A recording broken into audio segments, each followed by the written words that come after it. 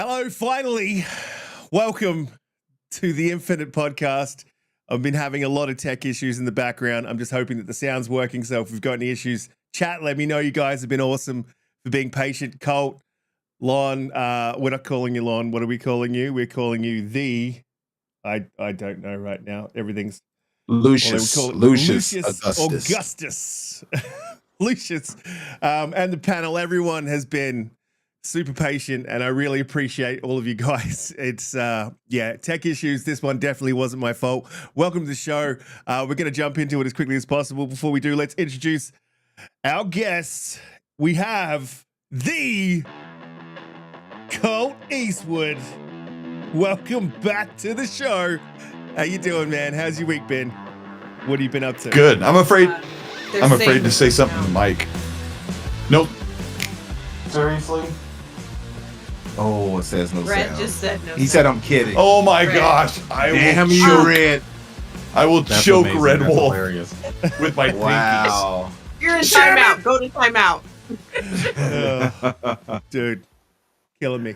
That's so wrong. Yeah, the amount of stress that I was going through back there was insanity. How's your week been? What have you been up to?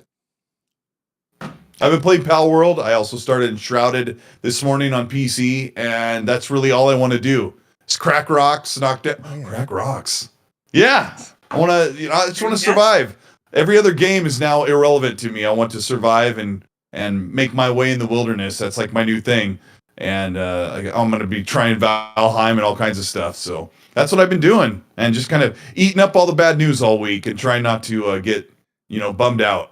Yeah, it's been pretty rough, hasn't it?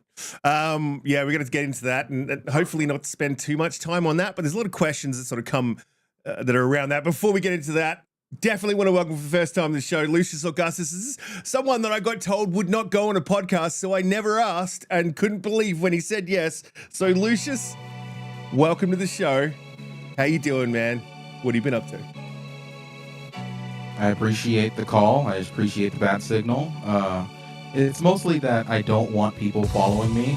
Like, I don't really use socials for that, so I try not to jump on things too much. But I've been enjoying myself with some Baldur's Gate 3. I'm about 60 hours in, and I'm still in Act 2. I started when it came to Xbox, so I'm a little late into the whole fray, but I'm currently enjoying playing Like a Dragon Infinite Wealth. I'm only a few hours in, but it already has its hooks in me. Nice. Yeah, it's not my kind of game. Well, I haven't tried it, so yeah, I sort of do need to try it to make a decision. Like, people keep telling me it's amazing. Huggeet tells me it's amazing all the time, but I don't know. It just doesn't look like the kind of game that I would play. But maybe I'll check it out. Cog loves it. Moving on. Welcome back, Infinite. Umbra, how has your week been? What have you been up to? Who? He's on mute. I was on mute on purpose to let the beat build, but you just ruined all of that. God. One week it was Pete, now it's you. It's Australians. Anyway, it's been a great week, man. It's been a great week. We had a good show the other day, me and Danny. We did a solo dolo. Sometimes, I think I've come to find just kind of doing that ourselves, you know what I mean, without having to bug everybody all the time. I think sometimes it's good to kind of connect with the audience just as ourselves. And it's something I've learned from watching people like Rand and Jez, and even yourself, Colton and Mag, and before that, Gaz.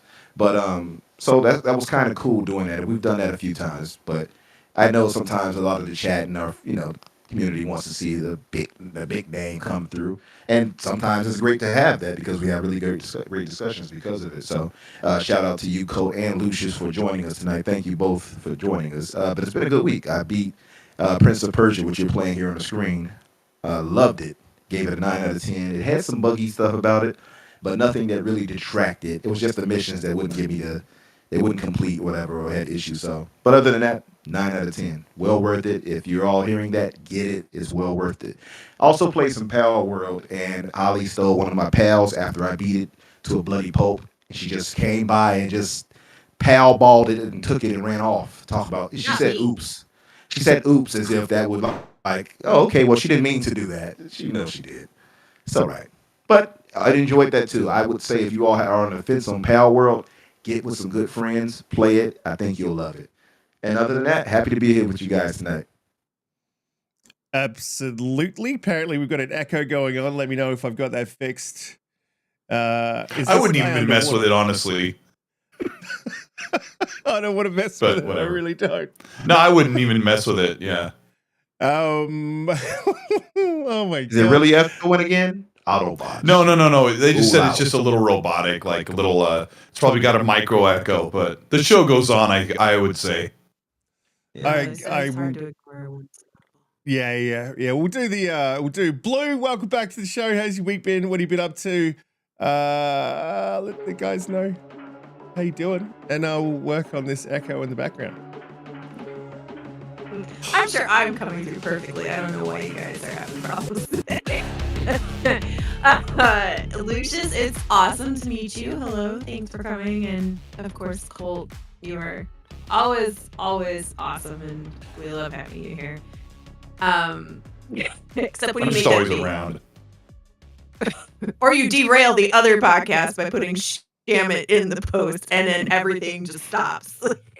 But I have been playing Call of Duty because I cannot not play Call of Duty, and I thought it was really funny this week on XNC when Mag said, I started playing Call of Duty, and you know how it is. When you start playing Call of Duty, you can't stop playing Call of Duty. And I was like, yes, that's it. That's exactly right. But that hit in my soul a little bit when he said that. And I was like, okay, I'm not the only one. And then I've been playing just tons of Palworld, and I actually started Tekken last night. Tekken 8 came out at 7 p.m. Central Time last night. So it got really good reviews, and I'm not much of a fighting fan, but Tekken is the one that I have always loved. So that's kind of what I've been doing. I didn't get very far in it, but it's fun. So I don't know, Riskit, what have you been playing besides your Roadcaster?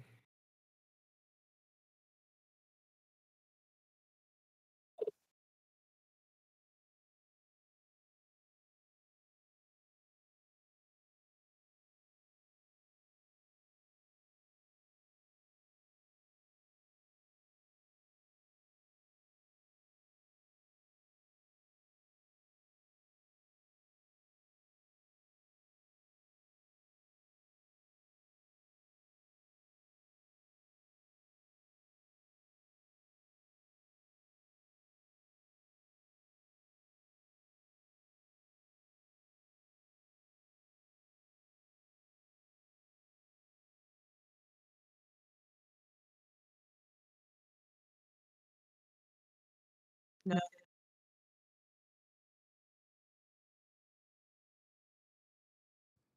Almost the complete total. Oh my god, I hate this sound machine. Have you guys got me back? Check. Oh, there's no sound coming through now. Wow. I mean, I can hear you. You can hear me, but I don't know if yeah, anybody else can. I don't know if they can hear me. Oh Lord. Check. You guys got the sound back? Oh my god. Oh. Hopefully it's Says back. We're back. Yeah. And hopefully it's not echoing. Let me know if it's echoing, and I'll keep playing with the sound, and you'll lose me and have me come back, and lose me and have me come back. It's one hell of a show. So the topics we're jumping into is for the first 25 days of 2024, we have seen 5,900 plus layoffs. Absolutely crazy. And then obviously Microsoft has laid off 1,900. We knew this was coming, right? So this is not like a surprise. This is not a surprise for, I think, anyone. You're always going to have overlap. I just think the surprise is the actual amount of people that when you have a $3 trillion company, you've just overtaken Apple. You're recording record profits. to lay off 1,900 people, I think is I can't see the reason other than just chasing growth. I also don't think I don't think you can sit under the protectional umbrella of saying that it's redundancies from a merger, like almost 2,000 people. I mean, that's a lot. Yeah, it's a lot. I mean, I know normally, like, everybody's like, well, it's community managers and it's social media gurus, and that is such a small portion of the workforce. So to brag that they got 3 trillion, they just beat Apple, like you said, and then Mike Ibarra's like, I'm going to travel the world, while a lot of his people lose their jobs. It's just crummy all the way around.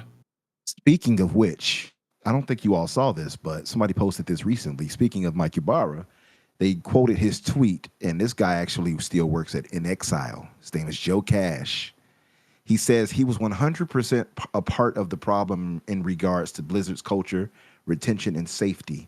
He knew this was coming. He refused to stand up for those who were forced to RTO regardless of health, income, distance, etc. He ruined lives. Wow. And this is somebody who works at In Exile currently that just said this. That used to work at Blizzard, yeah. I think that part of the biggest problem is kind of the lack of foresight that leadership has that kind of leads to some of these problems, because Blizzard just a few months ago was advocating for its entire staff to come back into the office, which included people who didn't live anywhere near California, who had been hired during the COVID period, right? So they were working from home in a different state, and then suddenly they were asked to move to one of the most expensive places in the United States, and less than a few months later, like, they're fired. Like, I don't know if you guys have ever moved to a brand new place, but it takes a few months for you to even get some sort of stable ground underneath you, much less just kind of losing a job out of nowhere. Yeah, definitely. And it was a lady who I saw plenty of people share her story. One being, as you call him, Wed Dwagon, who shared it and tried to use it for console warring, and it backfired because she, kindly took a dump on his chest after the fact, which she should have. I mean, this lady is going through real serious situations, and she has heart issues, and she's really pleading like, hey, what do I do now? I'm losing out on my health, medical and such like that for these services now that I've lost my job, and I just moved out here however long ago. So yes, it's a very real situation that is going to cause people a lot more issues than we kind of look at, especially because of health reasons. But typically we don't even think of that. We kind of think of, well, they just lost a job, they'll go into something else, right? But some people actually need this thing for way more than what we look at it for. Her being a specific case is very sad in that case.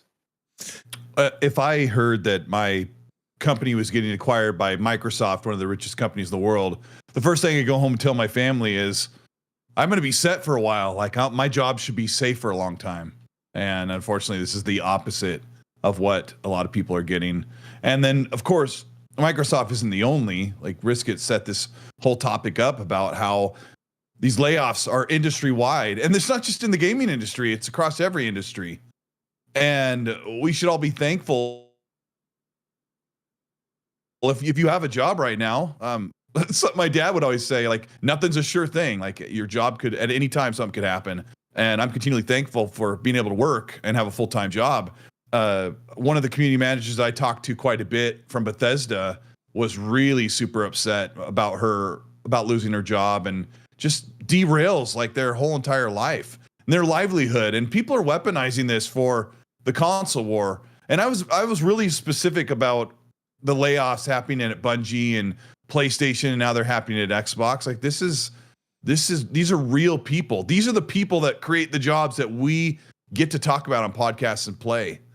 And I think that people have been looking at this like, how can this benefit me for engagement, or how can I use this in a certain way?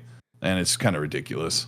Yeah, look, I 110% agree. And again, apologies for the sound issues, guys. I think I've got it sorted. I'll be, like I said, sending out a strongly worded email to Roadcaster.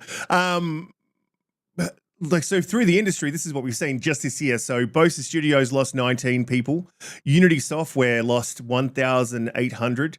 Twitch 500. Playticker 300 to 400. Discord 170 people. Lost Boys Interactive, they lost 125.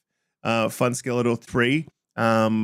Poll to Win 45. Thunderful 20% of their staff, around about 100 people. NetSpeak, Wimo Games, Behavior Interactive, CI Games, 31st Union, the Metaverse World, Commerce, the list, Riot Games dropped 530 people. People Can Fly, 30 plus people, and then Microsoft with 1,900 people. That's absolutely staggering for the first month of a year. We are I think 2023, the figure landed at around 6,000 people. And then, first month, we're already nearly tipping that number. And yeah, I agree, Cole. I saw that Red Dwagon out there using it as a console war thing. And a lot of people using it as a gotcha for the ABK. I don't think we would have seen, I probably don't think we would have seen as many layoffs, but I think we would have still seen layoffs from Xbox Studios. It wasn't just from ABK that they lost, 1,900. And we also, like I said, we knew it was happening. It's a horrible thing to use as a console war for engagement. I've mostly been quiet on it on Twitter, other than to say, it's like, stop using this for engagement. It's not cool. Like, these are people's lives. Like, there's one lady that we talked about that relies on a medication for with her job, and that's just a horrific thing to hear. I mean, she's obviously extremely upset. I went through her timeline and extremely upset. A lot of these people are really, really hurt, upset, don't know what they're going to do. And I feel like at a time in the industry when we've lost 5,000 people, the industry can't then reabsorb that amount of people. So a lot of these guys won't be able to find work in their chosen field, which is development, which is sad. We lose talent as gamers and they lose their livelihoods. This is definitely not something that we should be, I think, not celebrating, but using for engagement. Blue, I don't want to stick too long on this topic, but this topic does feed into a lot of things that I want to talk about later on, because it was, other than the layoffs, a bit of a light news week. But Blue, I haven't really heard your thoughts on the layoffs being at 5,900 in January of 2024. Yeah, I mean, there's not much else to say, right? It's heartbreaking for a lot of people. The one thing that I thought was probably the most unfortunate is that the news broke before the people were notified. Now, I always feel like it's respectful to tell the people who are being impacted by it before it's announced. I can only imagine, right, what it's like to walk into the office and see this popping up on Twitter and then just sitting there waiting, right, to know. So I find that, kind of not the greatest, on top of, obviously, right, that they're losing their jobs. But the economy is in an interesting place. We had a lot of inflation because COVID hit people a lot. And in the gaming industry, it actually boosted the economy a lot for gaming, and particularly, right, because they hired a lot of people. They were flush trying to, bring these games out during a time when people were home and people wanted to play, and there was a lot of engagement. And now it's trending the other way, back to more normal, and it's just going to keep happening. This is not the end. I heard somebody say in Umbra, it might actually have been on your podcast last night, that people are talking about Embracer and the issues they're having, and we're not in a period of closing like layoffs, but we're more in a closing of divestitures or just closings of studios instead of just thinning the thinning the workforce. So that's a whole nother conversation, right? entire studios closing instead of, just a partial. And with so many people looking for a job, absolutely, there's talent and other people that are just going to move into whatever job they can get that's definitely not in the field that they specialize in, which is a shame.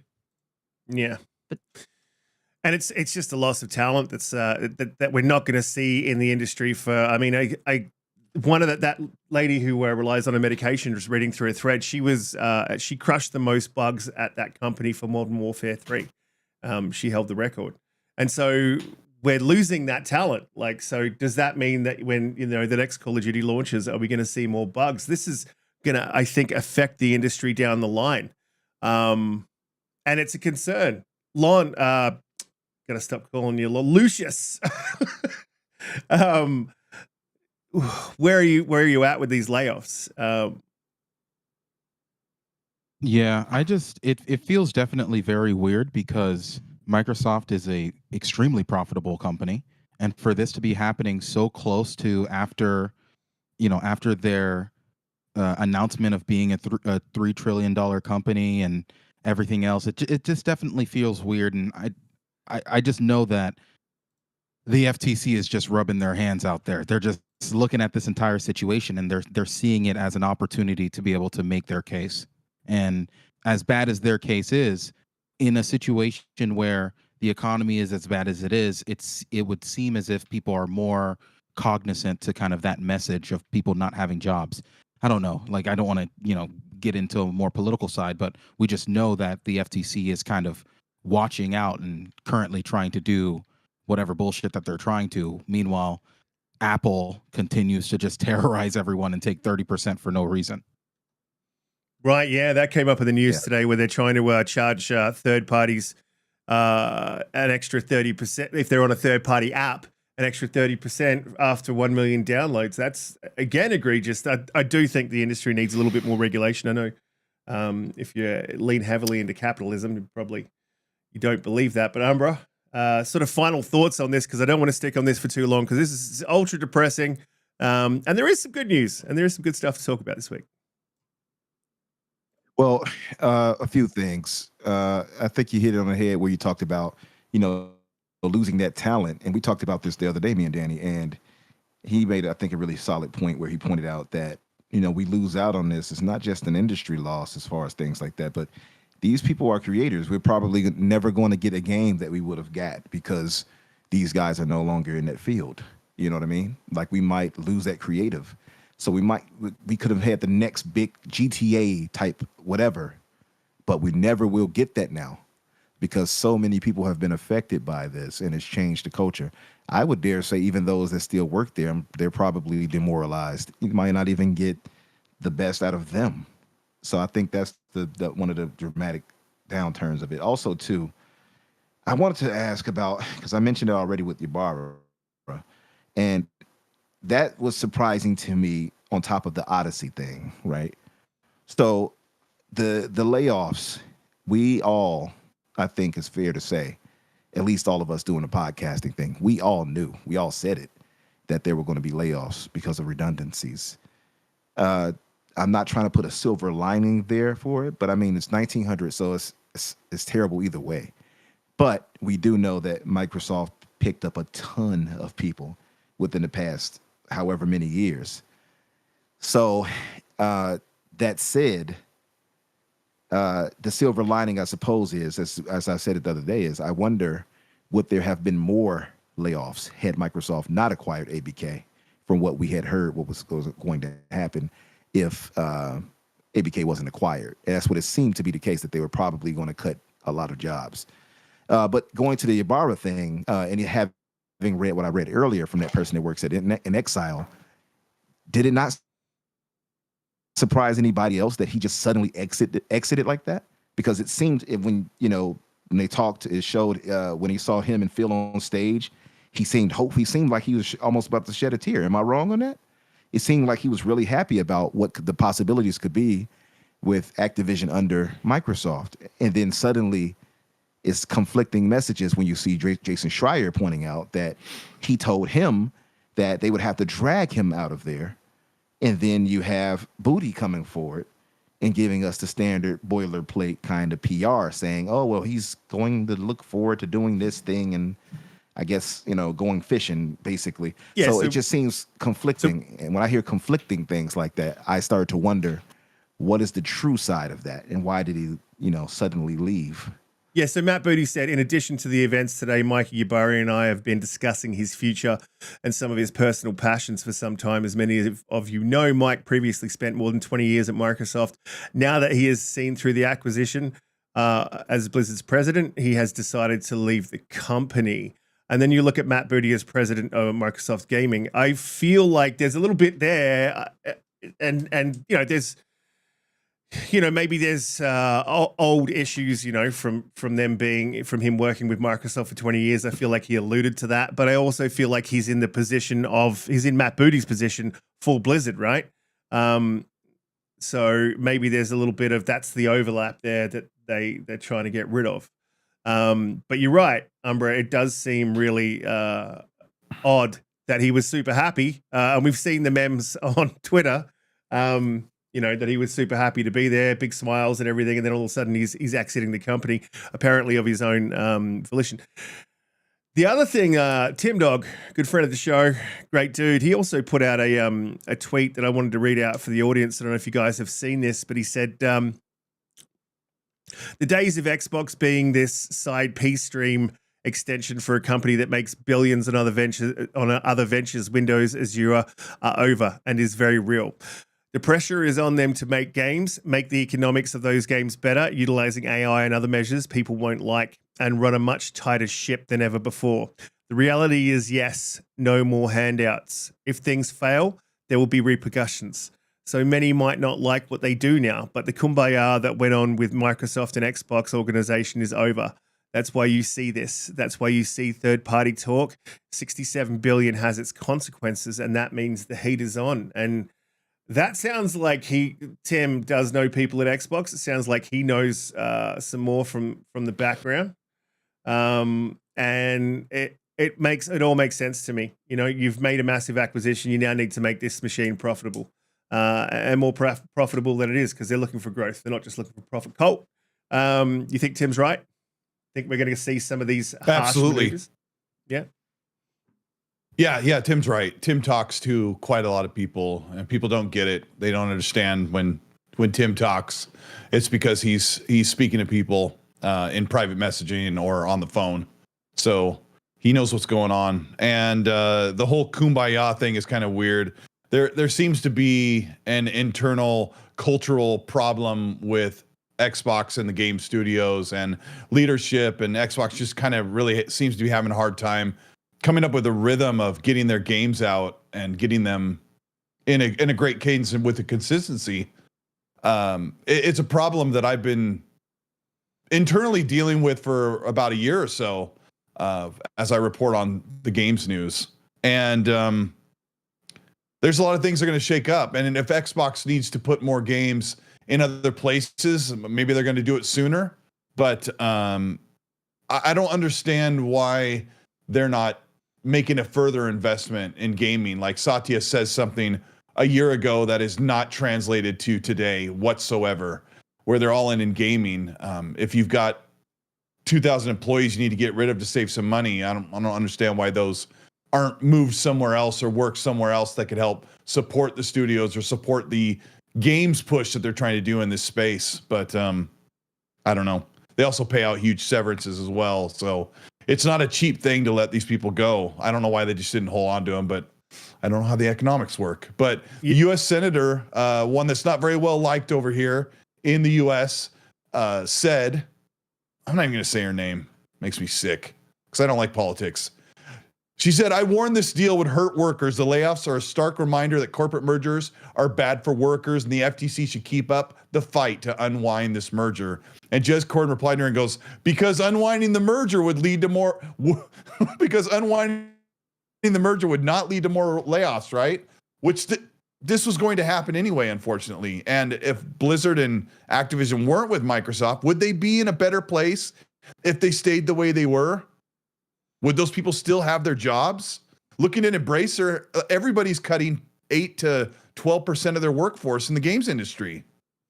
And it just makes me mad that Microsoft was one of them when they're doing so well and they have this big revenue roadmap ahead of them for money they're making. And it just makes me upset that we have to see these people leave and struggle to find a place in an industry that is trimming back and not having any doors open for them.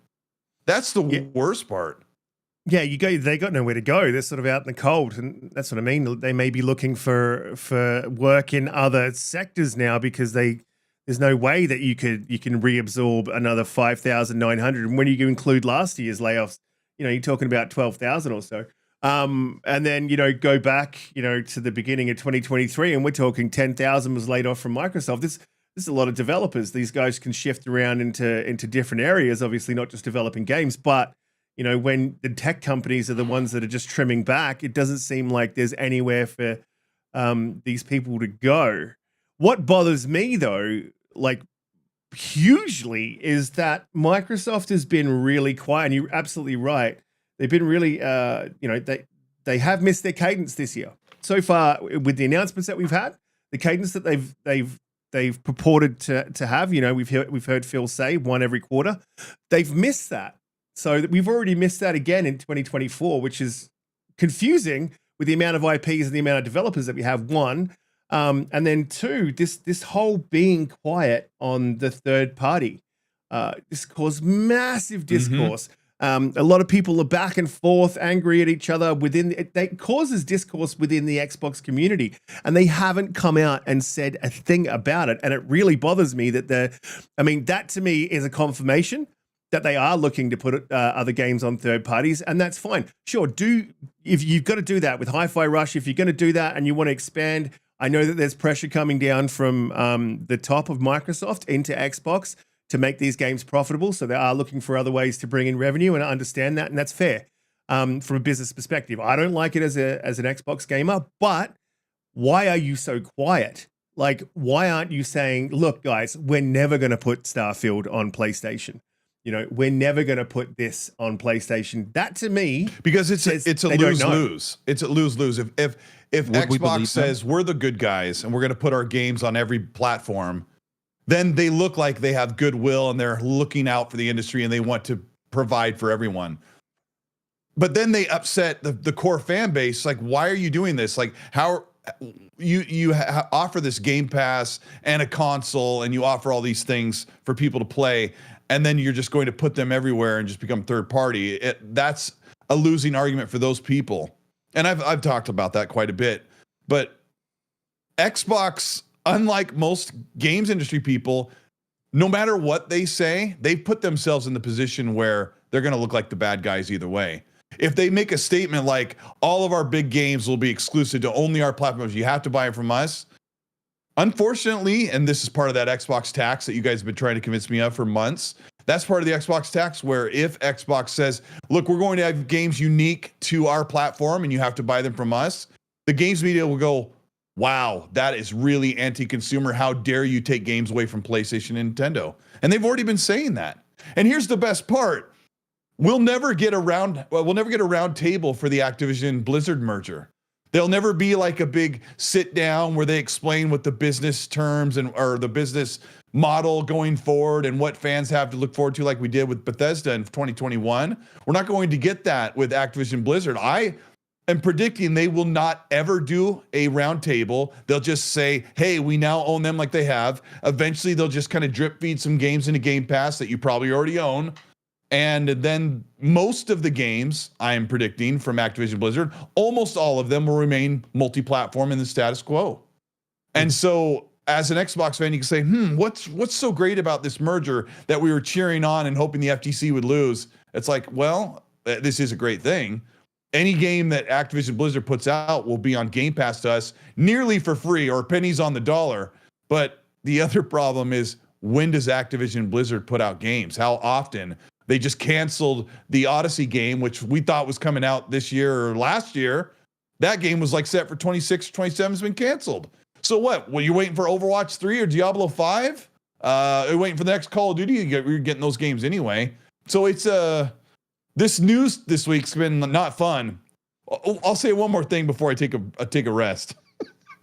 I put this video together the other day about Palworld and how it swept people over, and how Everwild, Project Odyssey from Blizzard, and even State of Decay 3 might have like this world building survival thing going on. Like Everwild, you can tame creatures and have them build for you. And I made this video and I sat on it all night. And when I woke up in the morning, which was yesterday, this all happened. Odyssey got canceled. I did something I'd never done before. No one cares, but I went into YouTube and went, delete, completely deleted 5 hours of work and went in the recycle bin. So yeah, I haven't had a whole lot of fun here in the news, and it's not really, as gaming fans, it's not a good thing to hear. Yeah. I'm going to say it's not. something controversial. Absolutely, Lucius, jump in. I think that the ABK merger so far, now I will admit that this is very early to say, but you know, this is how I feel right now. The ABK merger has been the worst thing to happen to Xbox. It might be a great thing for Microsoft gaming as a whole, but I think that the Xbox identity is going to be lost in the sauce. Like, I think I can that appreciate that. everything that, because right now, just as like we previously mentioned, mainline Microsoft is now paying attention. It's no longer a side project to them. It is something that they spent almost, $100 billion on over the past few years.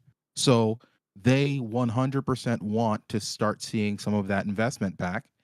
And it, for me, as an Xbox fan, I'm seeing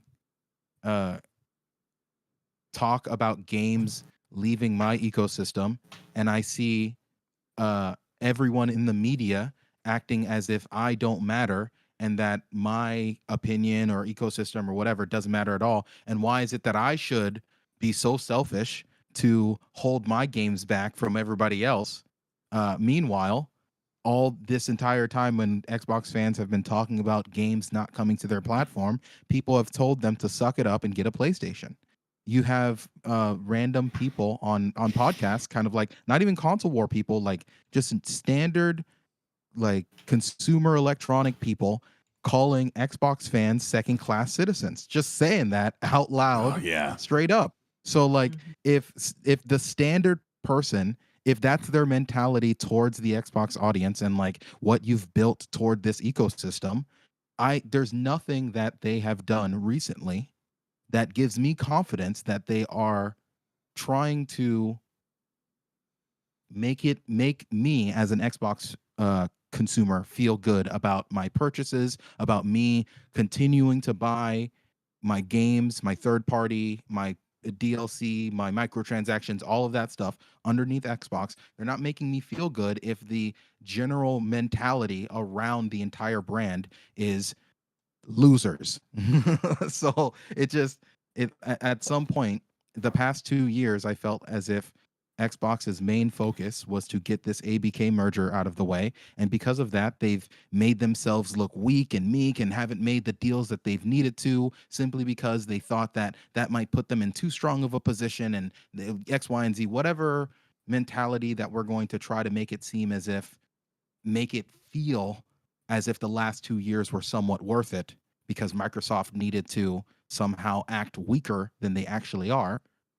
And I'm just in this situation where I'm just like, okay, I got Redfall, which I was not the biggest fan of. Right? You charged me, or you were going to charge me $70 for that if it wasn't for the whole Game Pass thing. The moment that you're about to get ABK, you raise the prices of everything, and now there's this weird rumor going around about products that haven't even had a full year underneath their belt. Like Hi-Fi Rush has been out 1 year exactly, almost to the day. And weeks ago, we were hearing rumors about it leaving. So you're not even allowing us to be able to have things inside of our ecosystem for a year before you're thinking about taking it somewhere else. Like, how is that supposed to make the person who's invested inside of this ecosystem that for such a long time, how is it supposed to make them feel when it comes to how you're going to kind of engage yourself in the future? I don't know if I'm making any sense, but like, it just it's a very definitely are weird making feeling sense. to be an Xbox fan now. And look, Chris Coleman in the chat, he definitely gets one of these. Look, he said us PS players said everything would happen as it is. We said Xbox players would not gain from this merger of the largest NA publisher. ABK was too big for exclusivity. That money could have built games. Now, I don't 110% agree with that. We have gained, and we will gain. It does bring up a very stark question, though, is where are the legacy games? I want to get to that, but Umbra, do you feel like Lucius feels? Do you think that this merger has more hurt its consumers? I don't believe it's hurt Xbox proper or Microsoft, but do you feel like it's hurting the consumers? We haven't seen a benefit in I think And the before- mergers.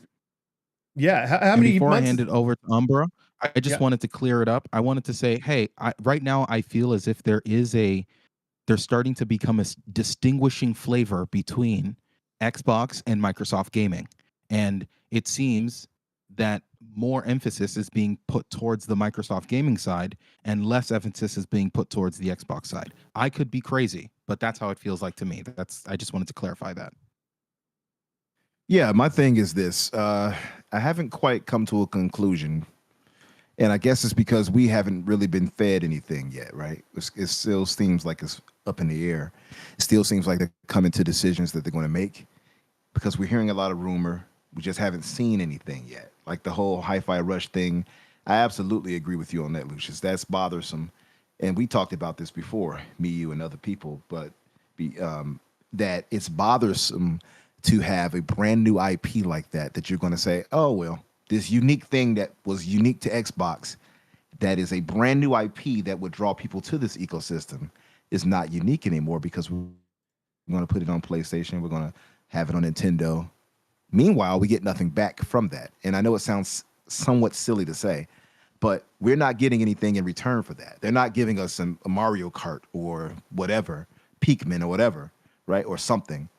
PlayStation is not giving us one of their IP. Well, I guess unless you want to count MLB The Show, but that's not, they're not responsible for that. But regardless, my whole thing is that it does start to make you feel like Microsoft's focus is past us, if that makes sense. And I speak for the hardcore, of course, because casuals don't care like we do. And I think maybe that's the bigger problem, is that us being the hardcore, we are affected, and we're looking at this like, hey, you're turning this against us. You're making us that second-class citizen thing that we've spoke on before. And like you said, you have media pundits and such actively saying that. This is not just an internal sentiment from us. And these are from people that's not even connected to us this way or in the gaming. That was my man from entertainment. He talks about movies. I forgot his name right now. And I do like the guy, but, he sounded like an idiot that day. But these are people outside of our sphere saying that. So it further drives that point home as PlayStation being this de facto console when you're taking everything that would be unique to Xbox and you're putting it over there too. It's like, what is the purpose of having an Xbox anymore if that's the thing? Now, people are going to say, well, Game Pass, right? Well, Game Pass is the killer app. It is, absolutely. But what happens if, and I hate to say it this way, because a lot of people will say, well, that would never happen. Well, a lot of people said that Bethesda being bought would never happen. A lot of people said that ABK being bought would never happen. I've seen them say it. I'm at the point where I'm never going to say never. So what happens if Game Pass is now on PlayStation? What happens if it's on Nintendo? What then of our precious ecosystem here? Well, that's the problem. That's the problem for me as somebody who's locked in with Xbox is. Well, I mean, you're answering your own question. That's the thing. And I know it's really difficult because we've been locked in this track for our entire lives as gaming fans, where this cartridge only works on this machine, it doesn't fit in the other one, right? Mm-hmm. And when you say, what is the use of owning an Xbox? Well, you're really saying, what is the use of other people in the future buying an Xbox and joining our family and selling more Xboxes? A couple people that I've talked to are really confident that Xbox, well, they already have a mid-gen, or they already have a next console coming probably in 2026. And then they're supposed to do one after that. And I would think they still will, and these people are telling me that there's like another 2 sets of consoles coming out for Xbox. So when you say, what use is your console? It's the same thing as someone saying, when they see my PC on the next to my Xbox, why do you have that? You literally don't need your Xbox if you have a PC. I already bought my Xbox. We already own them. Like us as gaming fans, we already bought them for $400, $500, $600. We have them; they're ours. And just to sell them off and say, "I don't like what Xbox do anymore. I'm going to switch," is just a massive waste of money, especially for the hardware and all the games you own on, and then the friends you have there, and the achievements and everything. You have to remember that when you're saying, "What are they doing to make my console unique?" You're really only subscribing to a need to win in a list war.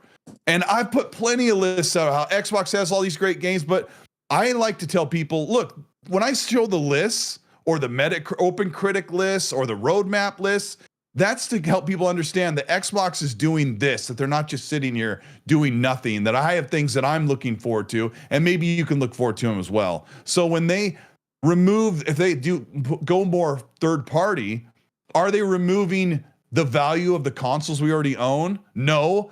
Are they making it harder for other people to see the value in buying one in the future? Yes. But I can bet you that Phil and his team sit there and think, you know what? We'll probably only sell 20, maybe 30 million of the new Xbox console in 2026. And that's fine, because that'll be 20 to 30 million fairly easy customers to bring in, really cheap. You know, you have a $300 or $500 entry point that gets somebody in there so simple, and then they just buy games.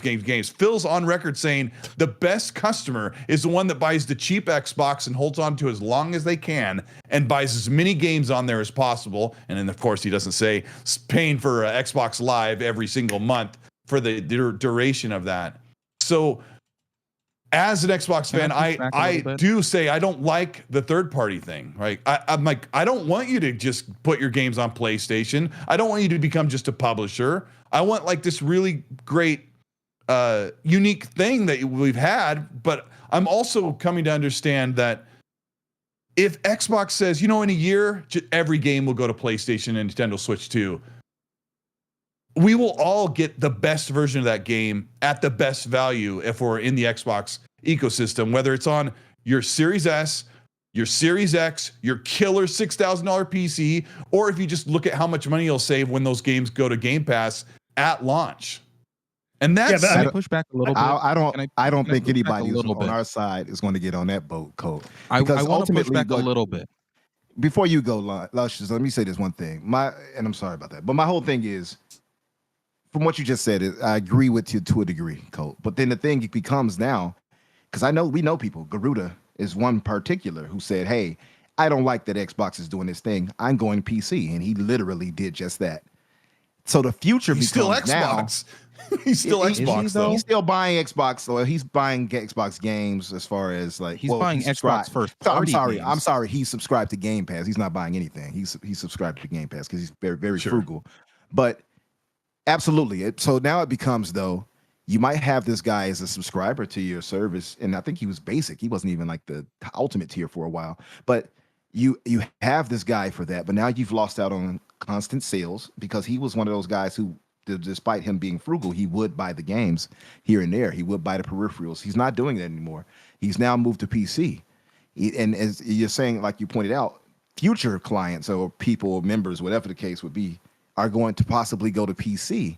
I don't see how that's necessarily a W for Xbox in that case, or Microsoft. What say if let's say they decide to move past Game Pass. Let's say the games are not hitting for them. Let's say then, I don't know if just saying, well, they have Game Pass is always going to be this current W that's going to bring everybody in. So I don't agree. I also don't agree with the idea that Xbox fans don't lose out on anything, because let's pay attention to the Wii U. Let's pay attention to the Xbox One, right? These are two consoles that decrease the value proposition so you can say that these two different consoles messed up for two different reasons, right? But these consoles made it so that way the value proposition for the consumer was not high enough, and thus it made it so that way third-party support did not come to those consoles as much as it should have, which continued a downward cycle of more people not getting it because the third-party games that they wanted weren't coming to that platform.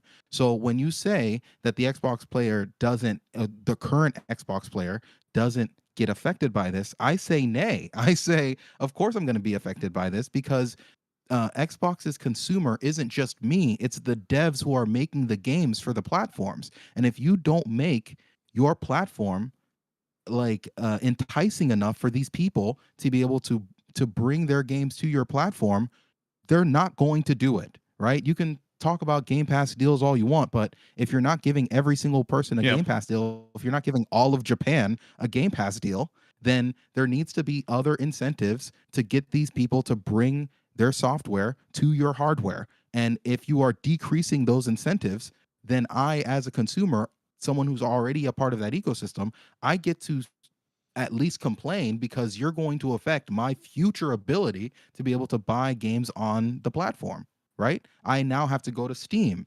And to jump on what Umbra said, I don't understand how it's a win where I go from buying all of my games on Xbox, where Xbox is getting 30% of all third parties. They're getting 30% of all DLC that I buy. They're getting 30% of all microtransactions, to then only getting my subscription dollar. And then every single thing else happens on Steam, because who uses the Windows Store? Like, let's be honest, right? Like, nobody. Well, then you can Masochists. you can push that a bit we're further looking as at well. like 0.05% of PC gamers use the Windows Store to be able Well, to trigger games. you can push that a little bit So- further as well and say they're first party. Then not only are they not getting that 30%, they're losing 30% for you. You're not selling that first party directly in your store on your app. And yeah, you're absolutely right. No one's using the Microsoft or Xbox launcher. Really, Steam is where you go. So then they lose more money as well. So you can sort of understand how that is an L.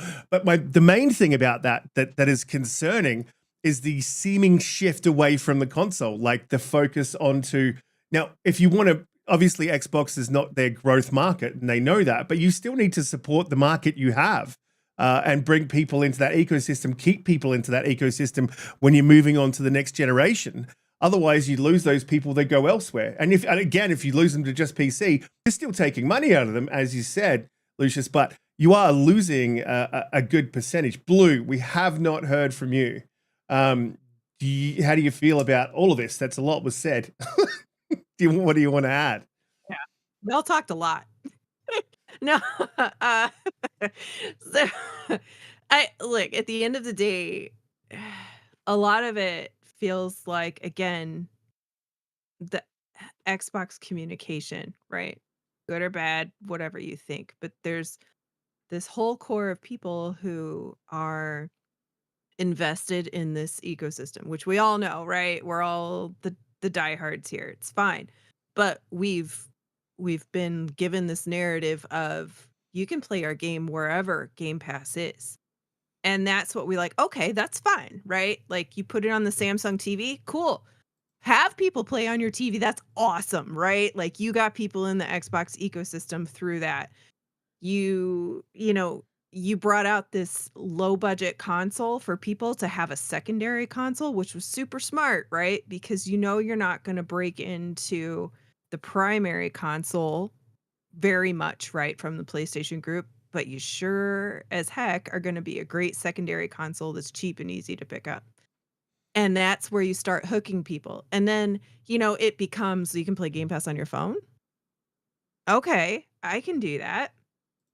And it becomes this narrative of, yes, this is like everybody, I think in general, right, is behind the fact that we've been told forever, you want to play a PlayStation game?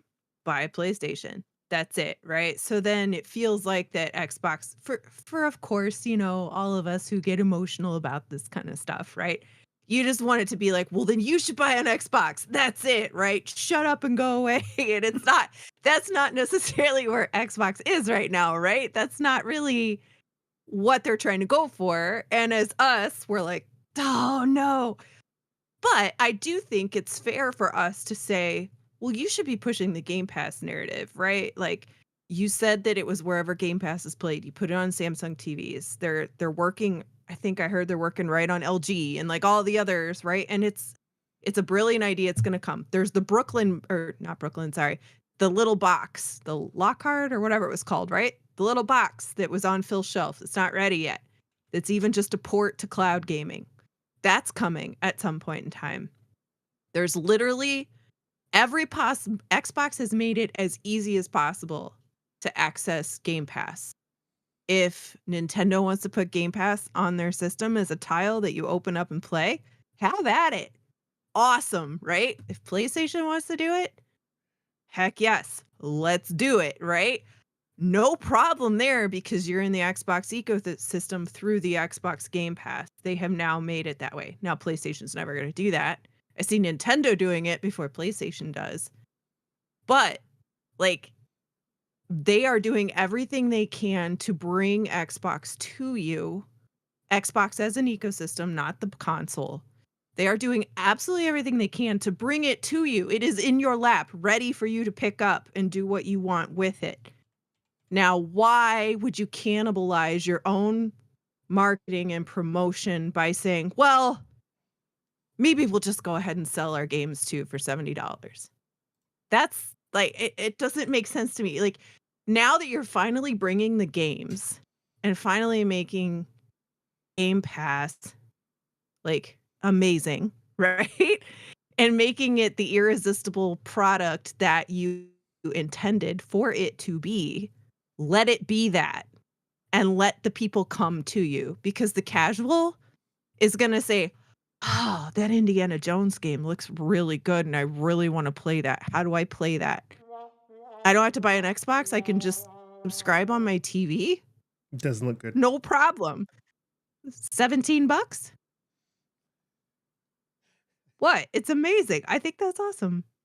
Yeah, that is awesome. But yeah, Love it. Indiana Jones doesn't look good. Bad example. Bad example.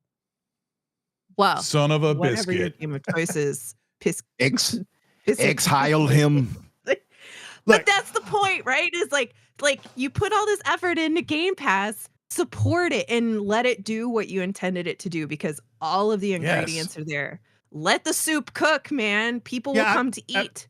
That's absolutely. I think you made an awesome point, and then Monad in the chat sort of backed up your point. And what I was thinking there is, I think Xbox is just preparing for us for the inevitable end of console gaming, and it's something that I've talked a lot about. And I think me and Hargeek, this cloud, you've seen them go further and further away from cloud, further and further about talking about cloud. Cloud was a big thing that they were doing. I think they've realized that the hardware is going to exponentially just keep up with cloud, and you need that hardware to then run the cloud. And there may be a place for cloud as a subsidizing that hardware, but I think we're going to see in the future, like you get a Samsung TV, it's got hardware in there that can play part of that game natively, and then you bring the rest down in cloud. And I agree. I think they're preparing everyone for this, and when that happens, there's not going to be a console. And everyone will be third party, and they obviously still want to be in the market, and they're probably best positioned to be in the market. And that is fine, but let's not jump the gun way too early. And that's what I feel like is happening at the moment. They're not giving Xbox.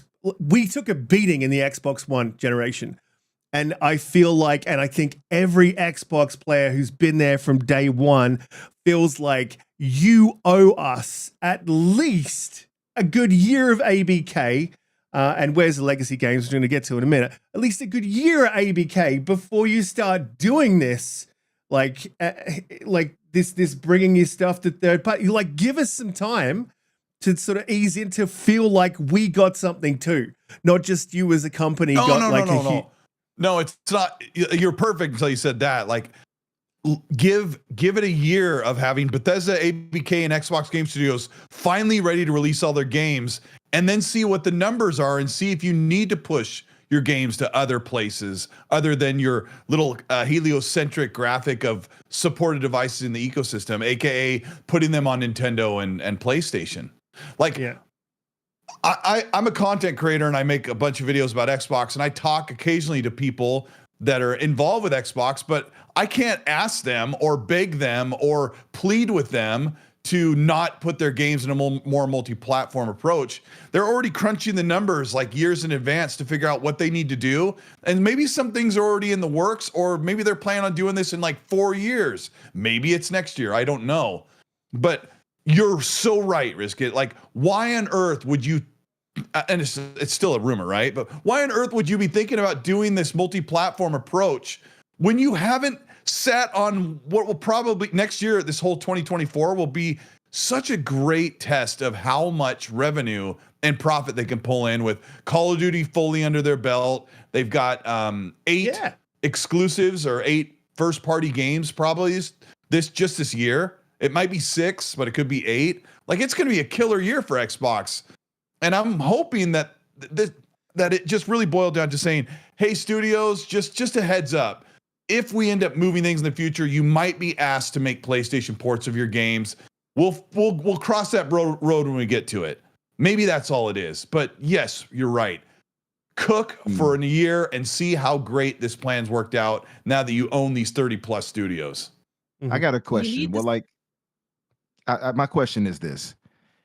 What makes every platform unique? And I think that's the problem with Xbox, is that it's starting to lose that identity.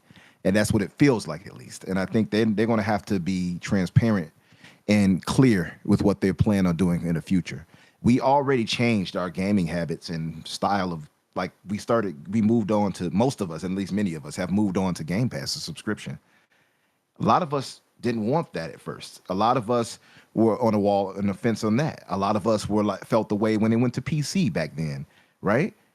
Continuously, it feels like something is being taken away as a core gamer from Xbox. You don't get that feeling. I don't think PlayStation guys get that feeling.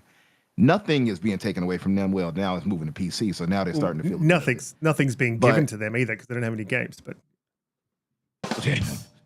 fair point. Fair point. You know you're about to get some salt for that, right? But and Nintendo is the same way. Like, their thing is kind of this walled garden. And I know some people will be like, well, why everybody should get a chance to play it. Yeah, in a nice utopian world, that's okay, whatever. But that's not reality. In reality, it just feels like Xbox is constantly, if you're an Xbox gamer, it feels like you're constantly having some type of compromise to your platform of choice. Mm-hmm. And I think that's the bigger problem, and it's, even if it sounds silly, even if it, sounds like, well, you're going to get past that. I can understand all that. But just on a basic level, it feels like we are getting the short end of the stick. Even to Lucius's great point of third party, we're getting the short end of the stick there. And we've been getting that for a long time. It's only going to get worse if they put those games over on those other platforms. We're not going to get those games. So it, to me, at the point, just becomes like, why do I need an Xbox again? Why not just go over to PlayStation? If I can get Game Pass games over there or whatever, why do I need an Xbox? The controller can only hold me for so long. You know what I mean? The ecosystem you can only hold the controller hold me for so long. You know what I mean? That's the problem I think they have to reconcile with. And I don't know if their plan is going to work or not. Maybe I'll still hold on. I don't know if Halo will keep me. I think it might, but I don't know. I don't know if it's going to hold me, because that's the only thing that really keeps me, like, what has held me in a chokehold is Halo. And 343 has to make sure to get that right going forward. So I don't know. Yeah, I don't have any fear of the future for Xbox, but I think, again, Microsoft needs to be clear in their messaging and transparent with us. Yeah, agreed. And that's I guess my initial question was like, why are they so quiet? And I think, I do want to move on to the next topic because we've been on this for quite a while. We've been talking about Xbox being third party for, I think, 3 weeks now. But that was my initial point is why are they so quiet behind the scenes? And I think they're so quiet behind the scenes because I think there's a battle going on. We've heard rumors that there is push down from, and I believe there is, just based on what I've heard Satya say, in interviews, and I think that it's being pushed, and within the court case, there's push from Microsoft to say, we're a software company, let's put our software everywhere. And then I think that the Xbox leadership has a bit better of an understanding and is like, no, we need to keep some exclusives. And I think that they're just working that all out. And that may be why they're being quiet, but it's not helping their case. And guys like us, hardcore gamers, guys like Colt, who have huge followings, huge channels, are starting to sort of question that's not good for your brand when you're having these conversations almost at a regular clip. It's not a good thing. And Xbox, if you're listening, figure out what you're doing, come out and tell us what you're doing, because you need to give us a little bit of faith back. We at least earn that. I'll go to the super chats. We'll jump to the next topic, which is sort of involved in this topic. A lot of these topics are very much link in. Shooter2853, good friend of the channel, absolute champion of a man. He is back, and he dropped a $20 super chat. He said, Riskit, as I haven't been around for a while, please put this donation to the channel. Thank you, Shooter. You're an absolute legend. Sith Lord with a $2 super chat. He says, Colt, Riskit, Umbra, what's going on? He left you out, Blue, and you, Lucius. But I will say Blue and Lucius, what's going on? What's up, brother? Yeah. Do I have to block? Who is that? That was Ponty. Tim Per 21. Tim Per 21 with the Canadian $5 super chat. He says, when I leave the Xbox console, there goes all my third-party spending. Good point. I wonder how much I will spend on GTA 6 on PlayStation. It's not a zero-sum game. It's absolutely true. We have a connection to the ecosystem, I think is what he's saying. There's a connection to the ecosystem, and for all those players that have invested, will probably stick around and, whinge and moan about them going third party if that's what happens. But it's not the point. It's not the point. Thank you for just completely destroying all of our last hour worth of talking with one super chat. That was well done, Tim. Love your work. I want to jump back to Palworld later on, because a lot of what we're talking about feeds into a lot of the things that we in the background talk about on a regular basis, and what to do and where to go and how to do it and what the games industry should do. I just want to respond to someone in the chat who said it's only been a little while with ABK. I just want to make you aware that Bethesda deal closed on the 9th of March. Those games were up on Game Pass on the 11th of March after the roundtable. They were? That's how quickly they got those Bethesda games up. I understand that it's very different with ABK. There's my dog in the background. Shush. It's very different with ABK. And they obviously, Bobby Kotick didn't have a penchant for subscription services. But we have now been waiting months, and we haven't seen a single legacy game drop into Game Pass. And to me, it's starting to get to a point where no one's talking about this. And it's starting to get to a point where it's like, what is going on? Where are these games? Where is the benefit for us? I want those legacy games in there so I can play them. Like, where is the benefit? There's a lot of licensed games, but why aren't all the Call of Duties like dropped on there 3 months ago? Exactly. Yeah. Like, what are they waiting for? And what is more going sales on? of those games that people keep buying? That would be my I want to guess. go back and play the old campaigns that I missed. Yeah. There too. were old ones that I Yeah, I didn't never buy. played World at War. One of the best. I missed a It's bunch. one of the them, only but ones I missed. I think they're just kind of I think that's why they didn't have it on there initially. They want to get as many sales as they possibly can before it goes to the service. Yeah, absolutely. Someone just said in the chat, Arthur One said, yeah, but they weren't in the court with the FTC. That literally, I mean, has no bearing on what they put into Game Pass now. Unless the only reason that would have any kind of a bearing on what they put into Game Pass is if they fear this deal being rolled back and they think there's a good chance that it will be. Because then but then it's still not that difficult to unwind that and bring that out of Game Pass, or still maintain deals with ABK if they are divested in the end, which is probably very unlikely to happen. So yeah, I wanted to sort of bring that to the fore. Where are these legacy games? Why are they not talking about that?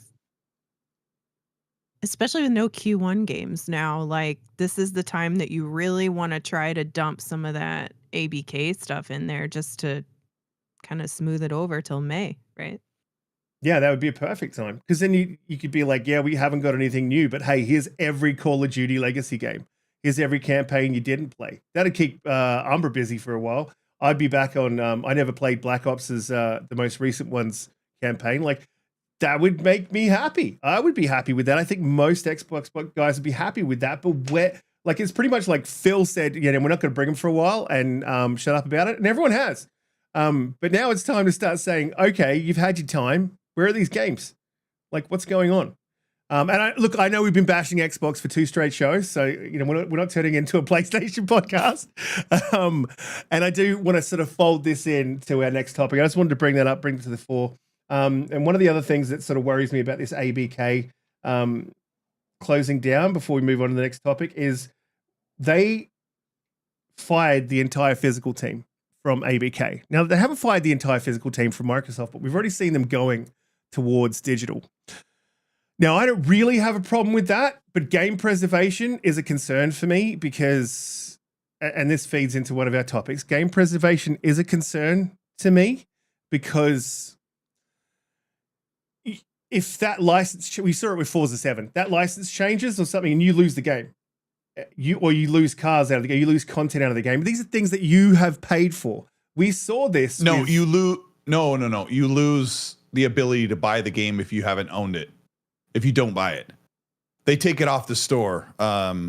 Like Forza Motorsport 7 was removed from the store. So if you didn't buy it in 5 years, you had like a month to pick it up before it went away.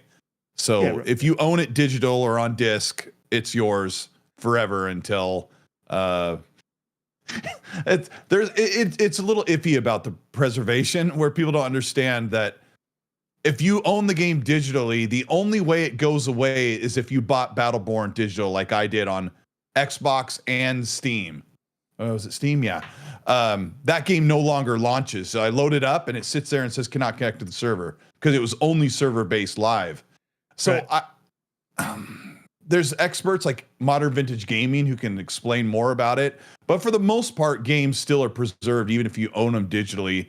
And like Discord makes a joke that your games would go away if Xbox ever completely deleted the Xbox network and they completely went out of business. But I'm sorry, go ahead. I just had to correct that. As long as you own the game, you still own it. Yeah, but do you? Because if you look in the terms and conditions. Yes.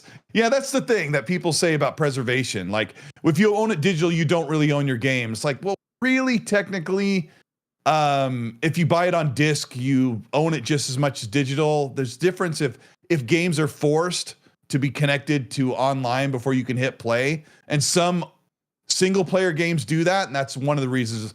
That's a preservation problem within the game creator who does that. Xbox doesn't force that on the platform. That's something that some game creators cause for the most part on logging into a game. But that's a problem that we're already seeing it with physical, right? We're already seeing that like you don't actually get the game, you've got a key on it, downloads, and that's cool. But what if that network's no longer available? What if, say again, the network goes down, you can't play your game? This, I think, is a larger problem, and this pushing away from physical isn't the problem. The problem is how they're managing the digital rights and ownership and access to that game. You should be able to boot up any single player game, and regardless of the DRM, you should be able to play that game. That should not ever be a question, but it is now, and that's a concern. And the fact that they're shifting wholly and solely away from physical, I guess, isn't the major concern, but it's just another step towards that full digital platform. And then where do we go with game preservation? Yeah, and there was a report for just in North America, 40% of PlayStation users are still buying physical. Only 10% in North America are buying physical on Xbox. So if that was a worldwide figure, Xbox could say, you know, that 10%, who cares? And I think Xbox would go full digital before PlayStation did, and PlayStation would go not long after that. But there's also reports that 70%, which is, I'll turn it around and say only 30% worldwide on PlayStation are physical. And then in North America, it was 40%. But I think worldwide, it was like 30%. So it's one of those things where people are holding on to the old legacy way of playing games, having a disc or having your micro card, your cartridge or whatever. And the games industry has learned to just, like, it's really anti-consumer where you pay more for a digital game than you do a physical game when the economics of that are ridiculous. It's robbery. They pay money for printing, design, tape or cases, disc pressing, retail locations, shipping, everything. And then you go to buy a game digital, it's like, oh, it's $48, but down at Walmart it's $18. Then there's the other thing. So that's the other thing for us in Australia. You can get, your games are 120 per game roughly. And if you go, say, to a physical store, you could probably pick that game up for anywhere from 80 to 90. So you do make a saving. So you're 110% right. But here's the other thing. Like, I have a Series S sitting over here, and I've got a Series X. Now, if I don't buy physical media anymore simply because I have the Series S, but I believe, and I don't think there's any reason why I can't, I believe, be able to buy a physical disc and then the ownership of that digital property should then transfer over to my Series S. That's another thing that I think there's an issue That'd be with. awesome. Yeah, and there's no reason it can't be done because it's just a key on the physical disc. I don't see the reason for it, and the only reason I can see is the push towards the digital media. Yeah. So that used to actually be a thing. Microsoft during 2013, like during their launch process of the Xbox One, that was one of the feature sets that they talked about, oh, you're going to be able to like trade in your physical games, and then you'll be able to get a digital key from that physical game. And that was like a whole part of their process. I don't know if they had actually created a process yet for it, but just like everything else during the 2013 launch, once everyone started freaking out about TV, they kind of threw away their entire list of things that they were going to bring to the Xbox One. And that was one of the things that was included, was the idea that at some point you'd be able to trade in your physical games, get a digital key associated to that, and then you would be able to take your entire physical library and digitize it. That was something that they were advocating for, but of course, they didn't message it properly and everybody freaked out. Yeah, I mean, and they were sort of ahead of their time, and they have been, especially with all that sort of stuff. Yeah, but I mean, the next topic sort of feeds into this. How do we preserve games? Well, we get a lot of remakes, remasters, and sequels. And Holly, this was a topic that you wanted to talk about, so I want you to lead into this. This is a way that we can have game preservation and see this game in the rosiest sort of way. But this is, I think, being abused, right? Like, I have no problems with remasters and remakes. You know, Resident Evil 4, fantastic. Resident Evil 2, fantastic. If Splinter Cell comes out, fantastic, right? But when we see remasters of games that are 4 years old and have minor improvements, like The Last of Us 2, I know there's plenty of people that'll cap for that. But this is where it's being abused. But it is a way to preserve games, Holly. So you did want to talk about this topic. Where did you want to take it? Well, you kind of stole my thunder there. No, there was another post this week about Until Dawn being on a list of remasters with a PC port coming from PlayStation, which the game I believe is 2 years old, came out on PS5. I just kind of, and they said it was not just that there was like a list right from this studio that PlayStation has where they do a lot of PC ports. And I just thought, another one? Like, I don't know. We were talking and we were talking about topics and what do we want to talk about? And I said, I don't know how much of a topic this is, but the fact that Microsoft just closed this physical media department, and then we've got PlayStation doubling down on these remasters, remakes, whichever variety that they're doing lately. It just becomes the overall conversation is the fact that game preservation is important, right? Phil is very adamant, and that's why we have backwards compatibility and all that stuff. And I think it's beautiful and wonderful and all of that stuff, right? But like, if you have your old, let's say you have a game that had licensed music in it, or a licensed character or something like that, right? And they weren't able to secure the rights to do the backwards compat, because that's why backwards compat shut down. And if a game that you loved didn't get bumped up, right? That's why you can't play it now through the backwards compat program. And so it does become the issue of, if you don't have your PS2 and the disc that came with it, or you have one but not the other, and you can't find the machine or you can't find the game, that game is essentially lost to you, right? If there isn't a program for it to move forward. So it was just an overall conversation about, when is it proper to bring the idea of a remaster, go back, like KOTOR, right? Like, it's time, do it, right? It's a great idea, right? But, or even like the old Tony Hawk games, that kind of thing. But then you have the opposite side where they're doubling down on remakes and remasters of games that are 2 years old. And I understand that you are making a port for PC. Makes sense. And then you're also releasing a PlayStation port that's newer, might be zhuzhed up a little. Okay. Are you charging What was people for that word? Zhuzhed. You zhuzh it up. Damn it, Colt. I'm on a rant here, all right? Carry on. At some point, because I can tell you what Xbox would have done, right? And it's fine, right? PlayStation can do anything they want with their games and people will buy it, and that's all well and good. People have the right to do with their money what they want. But what about those older games that are sitting there that nobody can touch, right? And if I don't know about you, but I love a lot of older games, but I'm not going to go out and find an old console on eBay, take the chance that it works, and then go out and find the game. I looked up recently the Rock Band set, and it's like $500 It's more than that. for the I would've bought Xbox one. 360. I know.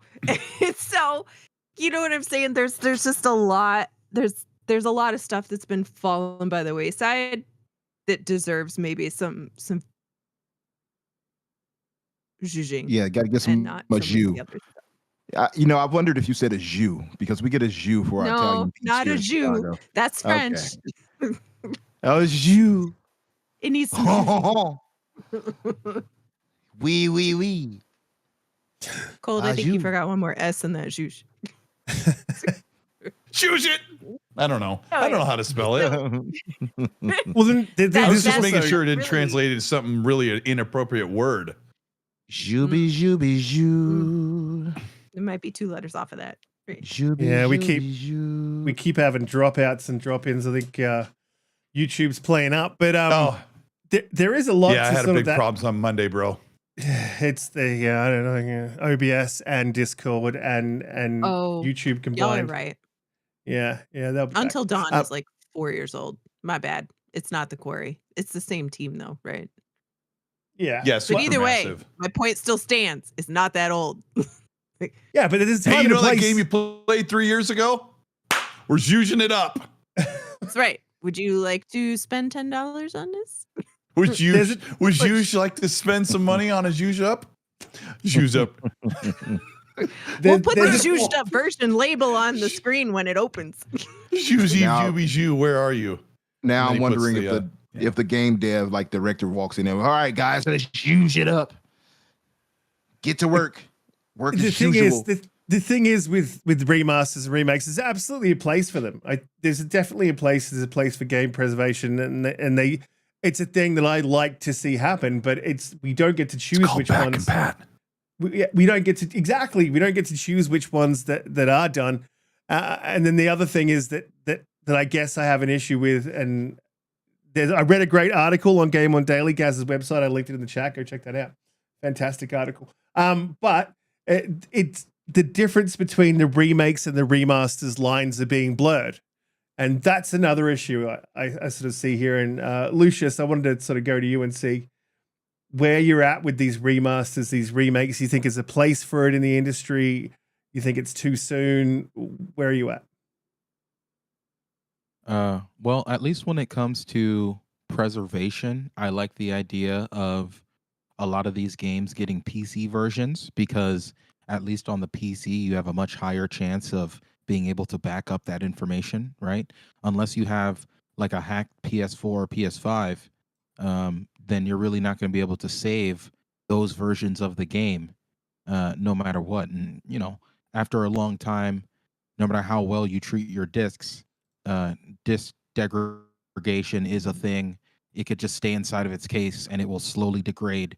So the idea of kind of preserving games is something that I advocate on the PC side. And so I see it on two sides.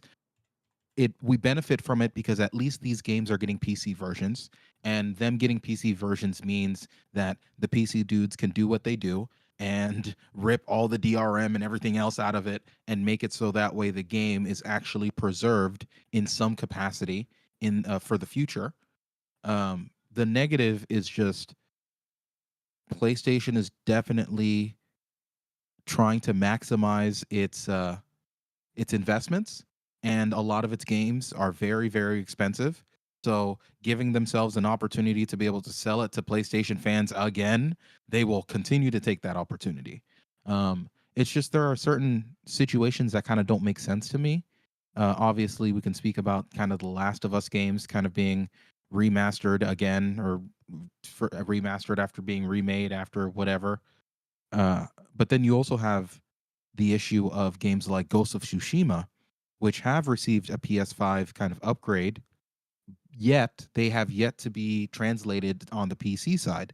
And I know a lot of PC dudes who are waiting for Ghost of Tsushima to show up. And I don't know if it's a situation where PlayStation wants to wait until Ghost of Tsushima 2 is about to come out, so that way they can kind of maximize that audience. I'm not 100% sure, but there are a few situations that kind of don't make sense to me. They're not very consistent, but it does seem to all come from the MO of PlayStation being broke. They need as much money as possible to continue on the super exclusive path that they're on, where they're making games that are worth, that cost $300 million to make. You can only do that if you can, maximize on that profit all the time. And unfortunately, PlayStation has closed down smaller studios like Japan Studio that used to make much smaller games that were significantly cheaper for them. So they've just doubled down on the AAA area. So that's all we're going to get. If you're a PlayStation fan and you like their games, unfortunately, the only thing that you're going to get are those AAA bangers, and that's it. You're not going to get anything else, which means that there's going to be a significant period of time in between each game, and they're going to try to sell it to you 3, 4, 5 times. I wonder when it'll be the case that Microsoft does that, like when they'll start getting remasters popping over here on Xbox side of things. And I look at it, and we look at this whole, game preservation situation. Microsoft has led the pack when it comes to consoles, in my opinion. But I think, again, it just pushes us toward the PC side of things, because PC is the ultimate when it comes to games preservation. Again, I think that plays right into the hand of that, and I think it's going to push those who were or still are holding on to physical right over to that side of things. I mean, I know a few people right now online. I've seen my boy, Octavian, who was like, "Oh no," he's like, wants these physical steel books and things like that. I don't know. I think that market is just gone. It's pretty much out of there. It's going the way of the dodo, more or less. That's the way it's headed. So I don't know. Like, what are you all physical types? Like, do you all? Let me say that over. Do you all? Are you all? Do you all prefer physical? That's the other podcast. Right. Do you all prefer physical gaming? Like me, I was on board like the first days of Xbox One. Like when I saw that, I'm like, oh, I don't have to get up and switch out discs. Oh yeah, sign me up. I don't know. I don't think any. Are you guys for that? Like, are you guys for physical over digital? An audience in chat. Same. My last physical game was Titanfall 2 and Final Fantasy 15. I bought them both the same week, and I think it was like at the end of 2015 or 16. And I haven't bought a single disc since. What were you about to say, Holly? I'm mad that I'm actually mad that I can't take the discs that I do have from my old games and go turn them in for a code. Destroy them after I get the code. I don't care. I hate, I had a hard departure with my DVD collection, right? And I still have some Blu-rays that are really nice quality sets and all that stuff. But the fact that I have all of these game boxes sitting around drives me absolutely bananas, because I'm like, that's space I need back. And then just like Riskit was talking about, when I look at I buy all digital anyway, but I'll see a really good super sale on a game and I'm like, oh yeah, that was one I wanted to get, I didn't quite get. And then I'm like, I'm not buying it like that, because I have a Series S up here and a Series X in my living room. And if I buy the disc, I can only play it in one place, and I don't want to deal with that. So yeah. Plus, I think I like the idea, And Microsoft does do well with the whole play anywhere situation, right? Like I like the idea where I can play my stuff anywhere, especially since I have like the ROG Ally. Right? So you can play that on the go. That's the one major plus about Microsoft's ecosystem, being able to play anywhere. So I don't know. Digital is just king to me. I've played so many games through the, even through xCloud that way. So I think they've ushered it in, and Microsoft has definitely been in the forefront of moving to digital. PlayStation is going to follow suit. It's definitely happening. You see all these big time stores and such moving away from it too. Mm-hmm. It's inevitable. And you see, it goes to the point. It's becoming too expensive, right? I think Lucius touched on that with PlayStation's push towards their big AAA in the last generation, which sort of feeds into our next topic. Before we do feed into that topic, because I haven't once promoted the show, I'm going to do that. So guys, if you're new here, please hit the subscribe button. If you're not, hit the like button, share us out. We go live 8 p.m. 7 p.m. every single Friday. If you're in Australia, it's 11 a.m. We have a pony in the chat. Ultimate Shafts Gaming's got a lot of talk. He's probably not going to like this next topic. There's one that's sort of close to my heart that I've had a lot of conversations about. I made a video about. I think about often, and it's a concern for me. And it's the state of AAA gaming, as Lucius was sort of talking about. PlayStation has led the charge of these big AAA titles that are just simply, we talk about or we hear about Game Pass not being sustainable. But when you look at the state of AAA gaming and the revenue that comes in and the profit and the growth that is just simply not there for AAA gaming, there is, in my mind, a crash coming. If these large, he said he's not a pony. If these large AAA games, if there's not a shift, if these large publishers don't make a shift towards something else, towards looking at subscription services, for instance, and saying, right, we're going to make a small game. It's going to cost us $5 million. We're going to stick to that budget. We're going to charge Microsoft, $6 to $7 million to put that in Game Pass. And we've recouped our money. We've made a bit of a profit back. We can put that towards the next game. Still making these big AAA games, but there needs to be other things sort of thrown in. I think Ubisoft is doing a really good job of this. And I didn't think in 2024, if I was thinking back to 2021, that I'd be praising Ubisoft for the direction that they're taking. But seeing what they've done with Prince of Persia, which you can see on the screen, which is an poor gameplay. I was tired, all right? Which is an absolutely fantastic game. Holly doesn't think so, but that's fine. She just doesn't know good games. Nothing wrong with that. That's absolutely not a drama. Oh, damn. One of those. How dare you? How dare you? How dare I? How dare you? But look, there needs to be a shift in AAA gaming. I think PlayStation has seen it. I think Ubisoft are doing it. And I think we see Xbox doing it. But I think that Ubisoft has the right idea. We're still going to focus on our larger franchises like Assassin's Creed, release those big ones, but let's make a couple of smaller ones. Let's make a Mirage. Let's send that out there for a cheaper price. Let's make a Prince of Persia. Let's send that out there for a cheaper price. We can put these games out at a better cadence, recoup that money whilst we're still working on AAA. There's other things that feed into this, like AI, which I haven't covered, and I know a lot of people have concerns about AI. And it probably is going to cost jobs every time we have a technological advance like this. Going back to the industrial age, jobs are lost, but they're also replaced. And if it means quicker games, I guess I'm all for it. Asmongold got in a lot of trouble for this, so I'll be really careful. But there's a lot of things that AAA can do right now to put up a moat so that they're cushioned when this AAA crash comes, because you cannot keep producing games for $315 million and then just recouping that $15 million back and then going again. What's the point of that? There's no growth there. And Lucius, I wanted to go to you on this because I think we've had conversations about this in the past. Really interested to see where your take is on AAA. I think it's in trouble and they need to pivot. What are your thoughts? So part of the hard truth of AAA budgets is the fact that, one, the audience expects more and more. First, like, I am somebody who plays all different types of games, everything from your pixel indie games to your AAA bangers. But a lot of gamers, and part of this is because a lot of AAA companies have trained them to be this way. They only care about the bangers. If your game doesn't look photorealistic, then they immediately shit on it. If it doesn't look like a PlayStation game where it's primarily just a cutscene, then supposedly your game is trash now.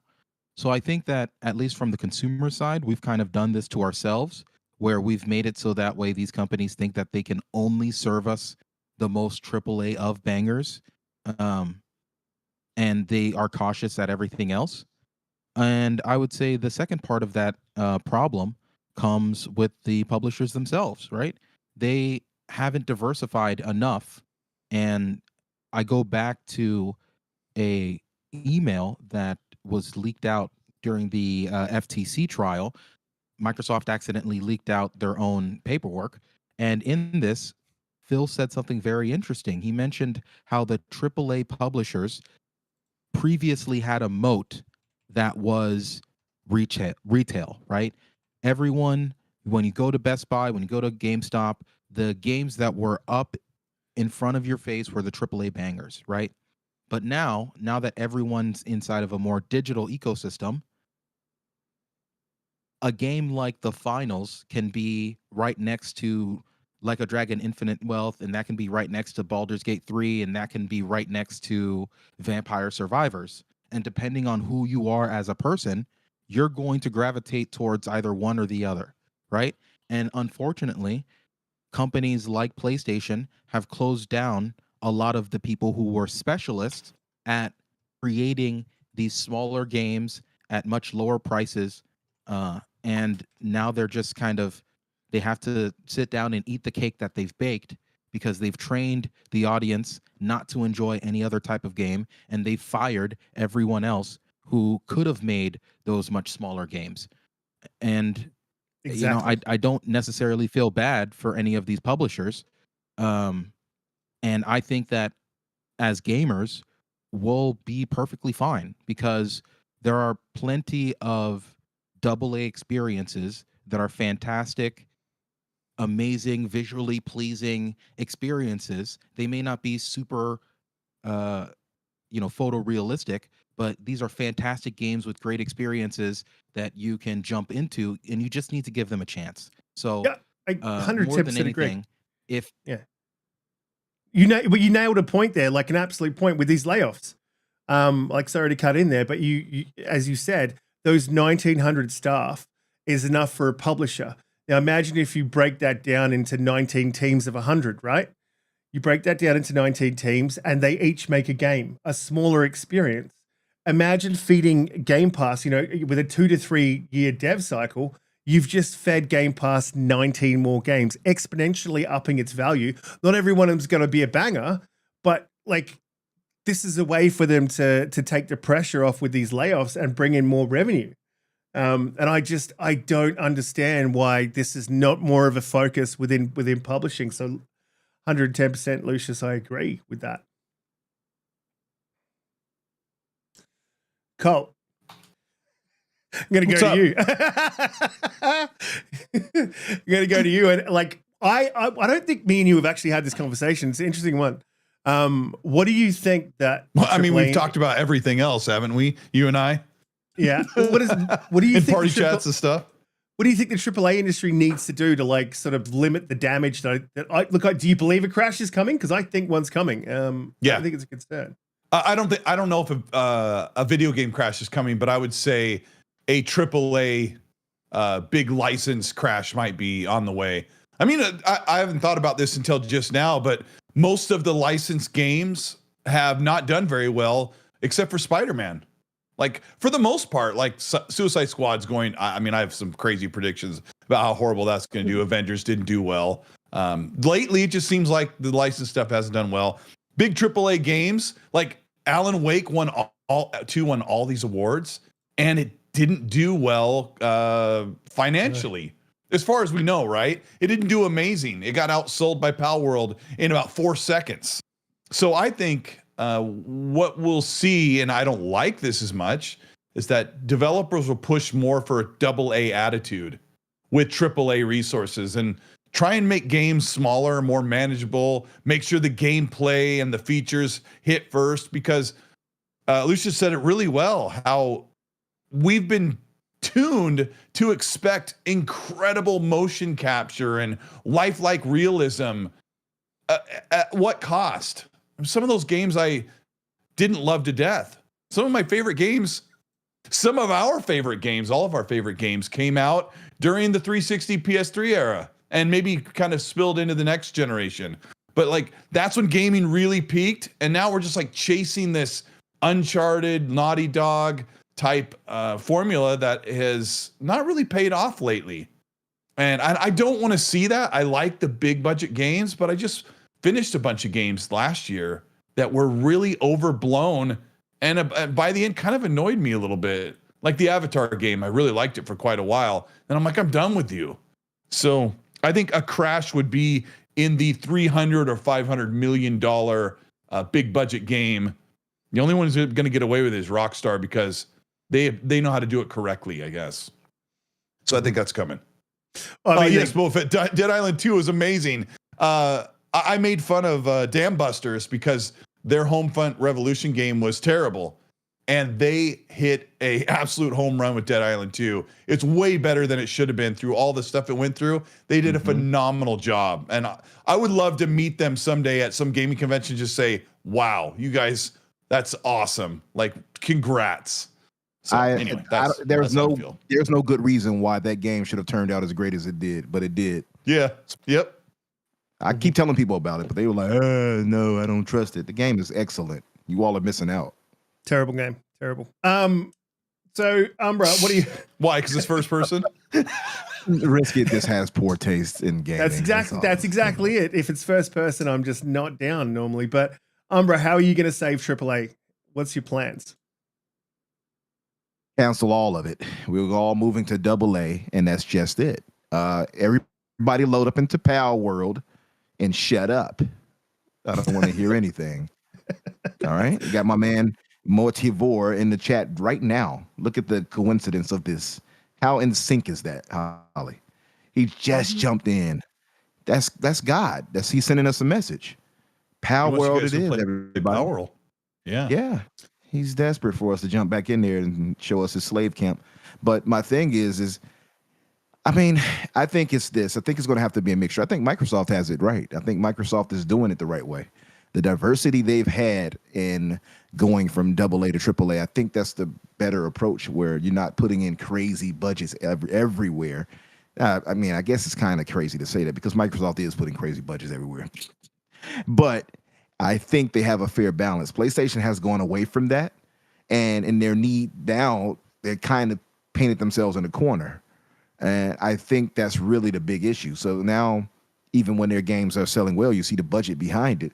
Then you look at something like Palworld, it's only $7 million, and it's brought in over $300 million in revenue back. So I think it's going to have to be a mixture of diversity when it comes to that. I don't quite know the way to save AAA, but I think it's going to have to go back down a bit. I think we're going to have to go from these super expansive 40-plus hour games, maybe to something shorter, right? Maybe to something that's less overly cinematic. Maybe it's something that takes less time, because that's ultimately what it is. It's time, and those people want it. That adds up to the budget, you know? So maybe that's what it is. Maybe they just have to pull it back a bit to... Bro, you nailed it. You nailed it when you said time. Is that what it is? Did I get it? I think maybe it is like the biggest problem. Panel, give him a round of applause. I think you're right, Umbra. It's time is the biggest problem. Games used to take 3 years or 2 years. Now they're taking 6 to 8. Yes. Bro, there we go. That's it. I was waiting for that applause. Mark that down on the timestamps. Umbra actually had something. No, I'm just kidding. No, that was beautiful, bro. That's beautiful. I'm gonna give you props if I ever bring that up, because you nailed it. It's time is the problem. Well, that's exactly Holly, I didn't what see it you is. clap. I'm just going to throw that out there. I didn't see you clap. I think it's You literally hit the button. Oh, that was you. Oh, Riskit. Sorry, You want to explain yourself? I think that there it is. I, I think that there's two very uncomfortable things that we haven't taken into consideration. And I have no problem being the bad guy when it comes to this. Part of the reason why budgets are so inflated is because we're making games in some of the most expensive places on the planet, right? Like, why is it that every single time these studios are forcing everyone to live in San Francisco, right? Why does everybody have to move to LA? Why does everybody have to move into these places that just have an insanely high standard of living, cost of living? So to be able to like pay somebody reasonably to be able to live there, you have to pay them pretty well. And that isn't to try to decrease the amount of money that we're giving to devs, but that is to say, hey, that is a legitimate problem of you forcing people to come to these areas and then subsequently increasing their salaries because of it. If you just allowed Jimmy to stay in Wyoming, you could have probably paid him $20,000 less dollars, and he would have probably still would have been more than fine because he lives in Wyoming. He probably would have been able to pay for his family and his kids and do all of that stuff. But instead, you told him to move over to San Francisco, where you, instead of having to pay him $60,000, you now have to pay them $90,000. And with that $90,000, he's barely able to live in San Francisco. He can barely feed his kids, right? And so I think that is the difference. And you're going to start. This is going to be very, once again, I will be the bad guy. You're going to see more gaming companies do what these tech companies do, which is you're going to start seeing them hire less in the United States and hire more abroad. You're going to start seeing more and more and more studios have their people working all over the world. And this isn't to say that it's going to get to the certain point where like customer service calls are being routed to India or something like that. Obviously, it's always going to go to whoever has the highest skills no matter where they live, right? But when you open it up to people no matter where they live and open up kind of that development cycle, you subsequently give more people around the world opportunities, and B, save money, which when we're talking about projects that take 5 years, if we're talking about paying each individual person 20 to 30,000 extra dollars just to be able to live in San Francisco, and you have a team of 286 people, like that starts adding up after 5 or 6 years. And that's where you start getting these $300 million budgets. None of it seems crazy when you're looking at 1 or 2 or 3 people's salaries. But when you take into consideration the hundreds of people that you have to pay over years, forcing everybody to move to San Francisco is a problem. Like that's not that isn't to poo poo on San Francisco or anybody who lives in the But to Bay be Area or anything. Like I'm not that's not me like it's just saying that that's a very expensive place, and these gaming companies incentivizing people to go there consistently has been at least part of the reason why the budgets have increased, but because to be some clear, of your largest you're not talking about creating studio sweatshops. You're more sort of no. saying let's move to Detroit, right? Yeah, yeah. Like if these publishers still want to be able to hire inside of the United States, or still want to be able to hire within Western countries, they still can. They just need to recognize that if you're going to try to save money, maybe the best way to do it is to look at the way that you're hiring people and forcing them to go into these kind of high cost areas in comparison to firing 500 to 2,000 people every few years. It just, one seems more sustainable than the other. Yeah. Well, yeah, I 110% agree. That's if you're talking about costs, it's what you're paying your staff, it's all your overheads, your resources, and time is your most expensive resource. And I honestly think, personally, and Holly, I'm going to jump to you in a minute. I honestly think that a lot of these big AAA studios spend money on things they don't need to. I think that happens a lot. I think they overrun time, or they don't plan accordingly. I I think there's a lot of there's not a lot of tightness it seems to me, in the budgets of big AAA games. I could be wrong, Colt. I'm going to jump to you because Colt, you pulled face. He disagrees so No, I badly. just started coffee. No, go to Holly. I'm sorry, I was trying to hold it back. I'll go to you, Holly. How are you going to save AAA? Do you think they're overspending? Do you think like they don't need like the muffins in the coffee room, or they don't need to be riding around on like little like tricycles and stuff? Do they need like medical? Take the medical off them. I'm not saying that. I'm kidding. That was absolute. My bad. Holly, you like medical? I feel like I shouldn't touch anything that you're saying and just say move on. Just set her up for like a political This is disaster. entrapment. And go. Yes, it's entrapment. Yes. Do you think they should staple their hands to their keyboards so they continue to work longer? And go, Holly. Is it a swing line? That's my first question. Yeah. All right, we're going back to Palworld, I guess. Right. So Lucius, I think your point is like super great.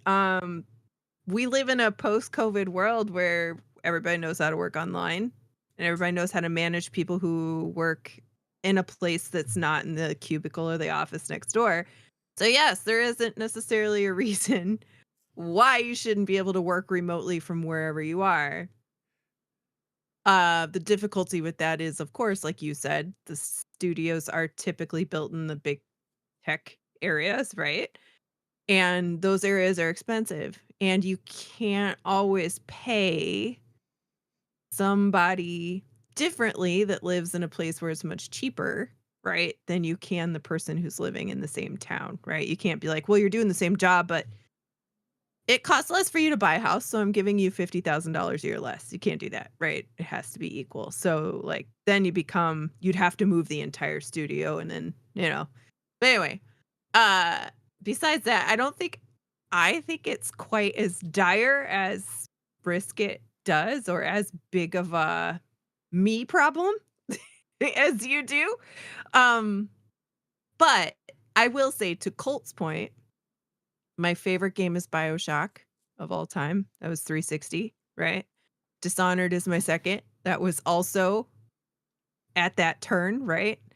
And my favorite game last year, the Resident Evil 4 remaster. So Remake. or remake, remake.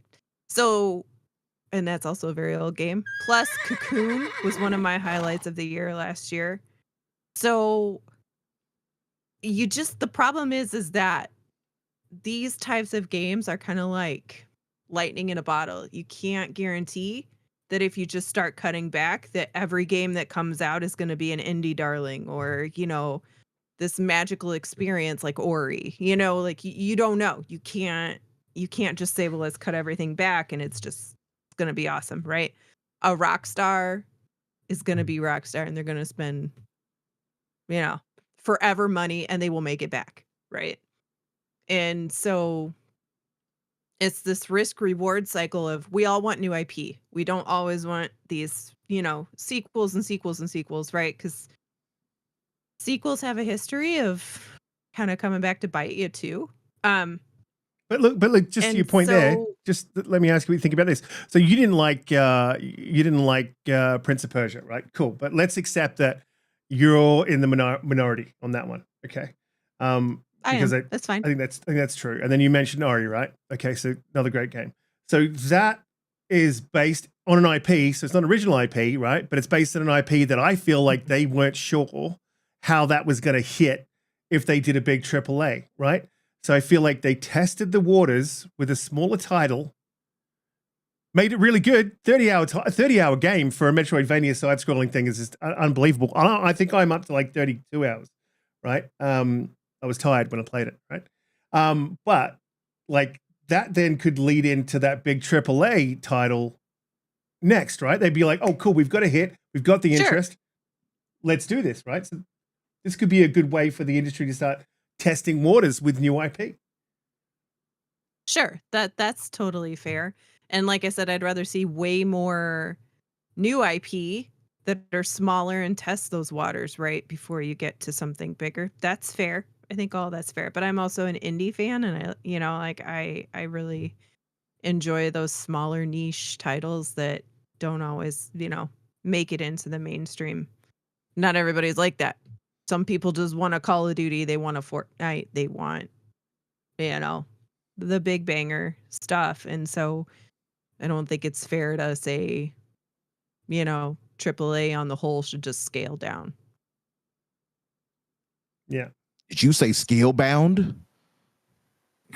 I don't Holly ever want just to hear leaked that us. word ever again said in my it. life. I'm so tired of hearing about Which that. word? Which word are you talking about? Look, Umbra. I also yeah, Lucius, I was going to I go to you think- because I someone think- in the chat there said the gaming industry has made more. This is Mark from Just Gaming Podcast, a great friend of the channel. He says gaming industry has made more money than ever. Lowering the workers' cost of living isn't the solution. Quit wasting millions on marketing. Cut CEO bonuses. I mean, I do agree with that, but I don't know if I agree with the marketing part of it because you kind of have to market your product. But maybe CEOs don't need to make as much money as they do. Who knows? But I will say, this isn't me saying to decrease the price of the how much you're paying people. This is me saying stop being located in San Francisco for all of these studios and stop being located in all of these places where it's going to be expensive. So bare minimum, you have to pay people such a high amount of money just for them to be able to survive.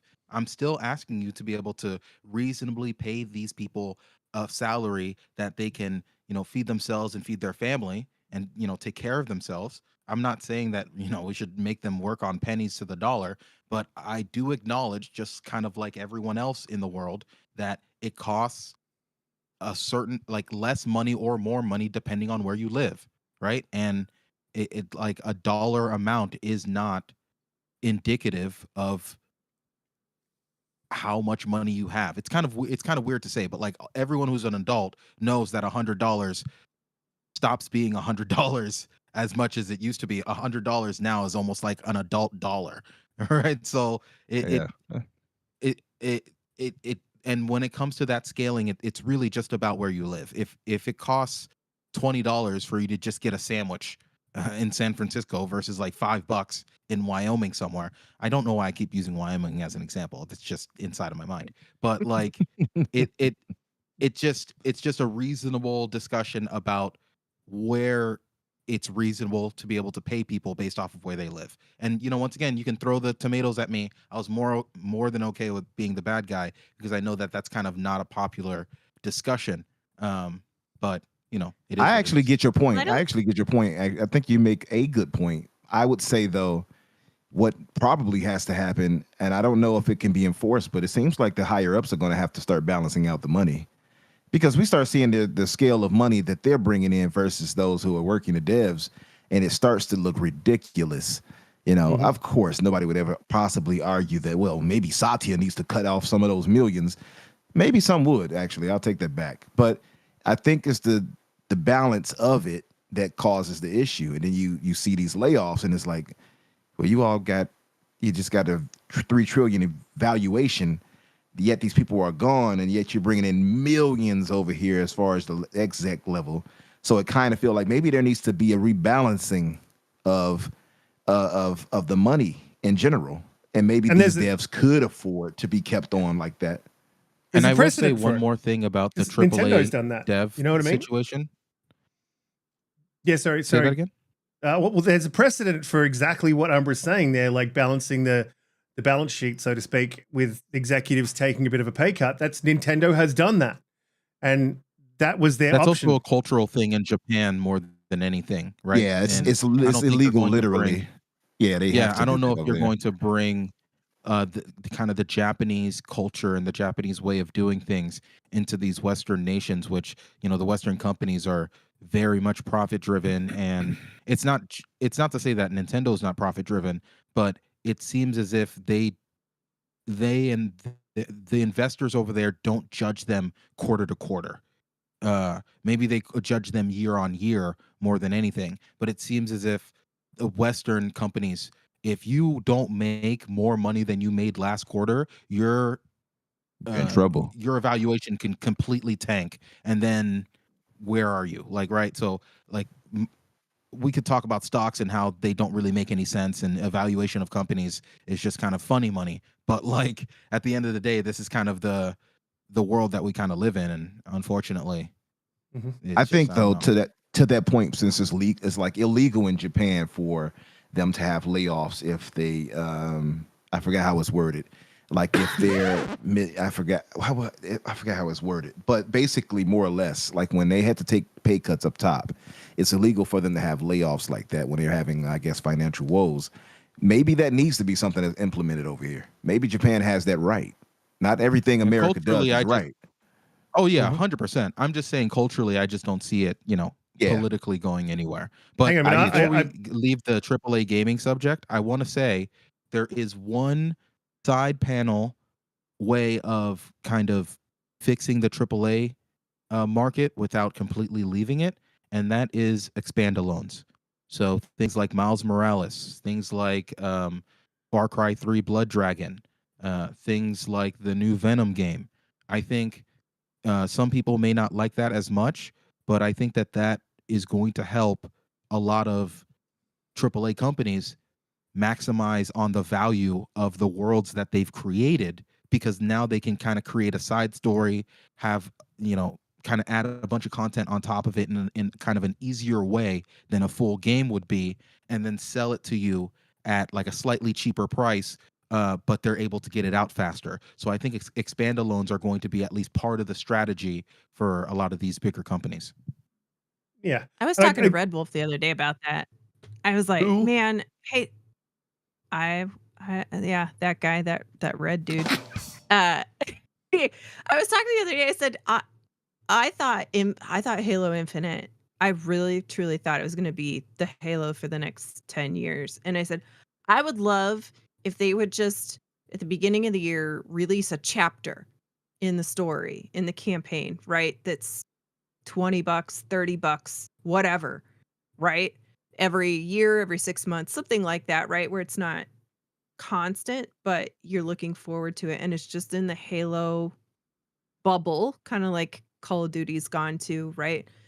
And it's just a continuation of the story, and it's another piece, and it's short, right? It's a 4-6 hour, whatever, right? Experience. And I really feel like that would be a fantastic, for certain IPs, I feel like that would be an awesome way to kind of move them so that you continue them, you keep them in people's minds, you're giving content on a regular basis, and you're also not charging $70, $90, $100, right? Mm-hmm. Yeah, I mean, I don't want to say milking the cow, but I mean, I still like my idea. I think to myself, do they need muffins? Do they need medical? Is that something that they, I'm sorry. That is getting clipped. The reality is, getting canceled. They might need medical, but they may not need the muffins. Maybe the muffins in the office might be. Maybe they can cut on those back, but give them medical. I would rather lose my muffins than my job, right? Let's be fair. You want to lose your Game Pass? Definitely not. Oh, well, yeah, that was another thing, right? I mean, muffins here. Well, the way you're saying it, what are we talking about here when you say muffins? Yeah, like what do you really mean when you say what is making AAA studios cost more than they're supposed to? What it really is Tim said it really well in the chat like half an hour ago. He's like, I'm going to kind of buffer his comment. He said we need to pare back our expectations of what AAA should be. I sort of agree with that, but we expect the Avowed reveal was a perfect example of this.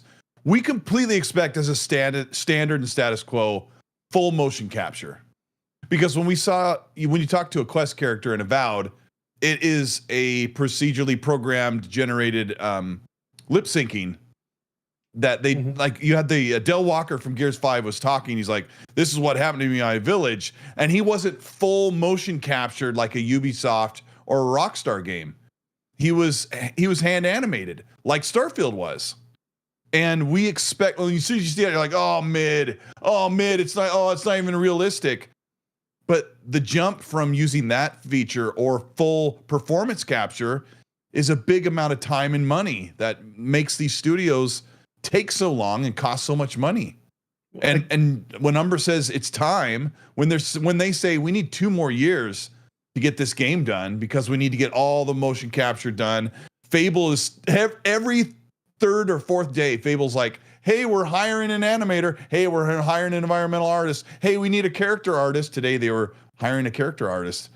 I'm like, when are you guys going to start on the games? How I feel sometimes because I saw that, Colt, and I started thinking the same thing. I'm like, how far away is the game? And the same thing, you look at that Odyssey situation, it's like they switch from Unreal to Synapse, and then they ask Microsoft to allow them to go back to Unreal in a 6-year development. Now, that's not on Microsoft. Well, here's that a question. well before they got them. Here's a question. Are they just making that Fable game?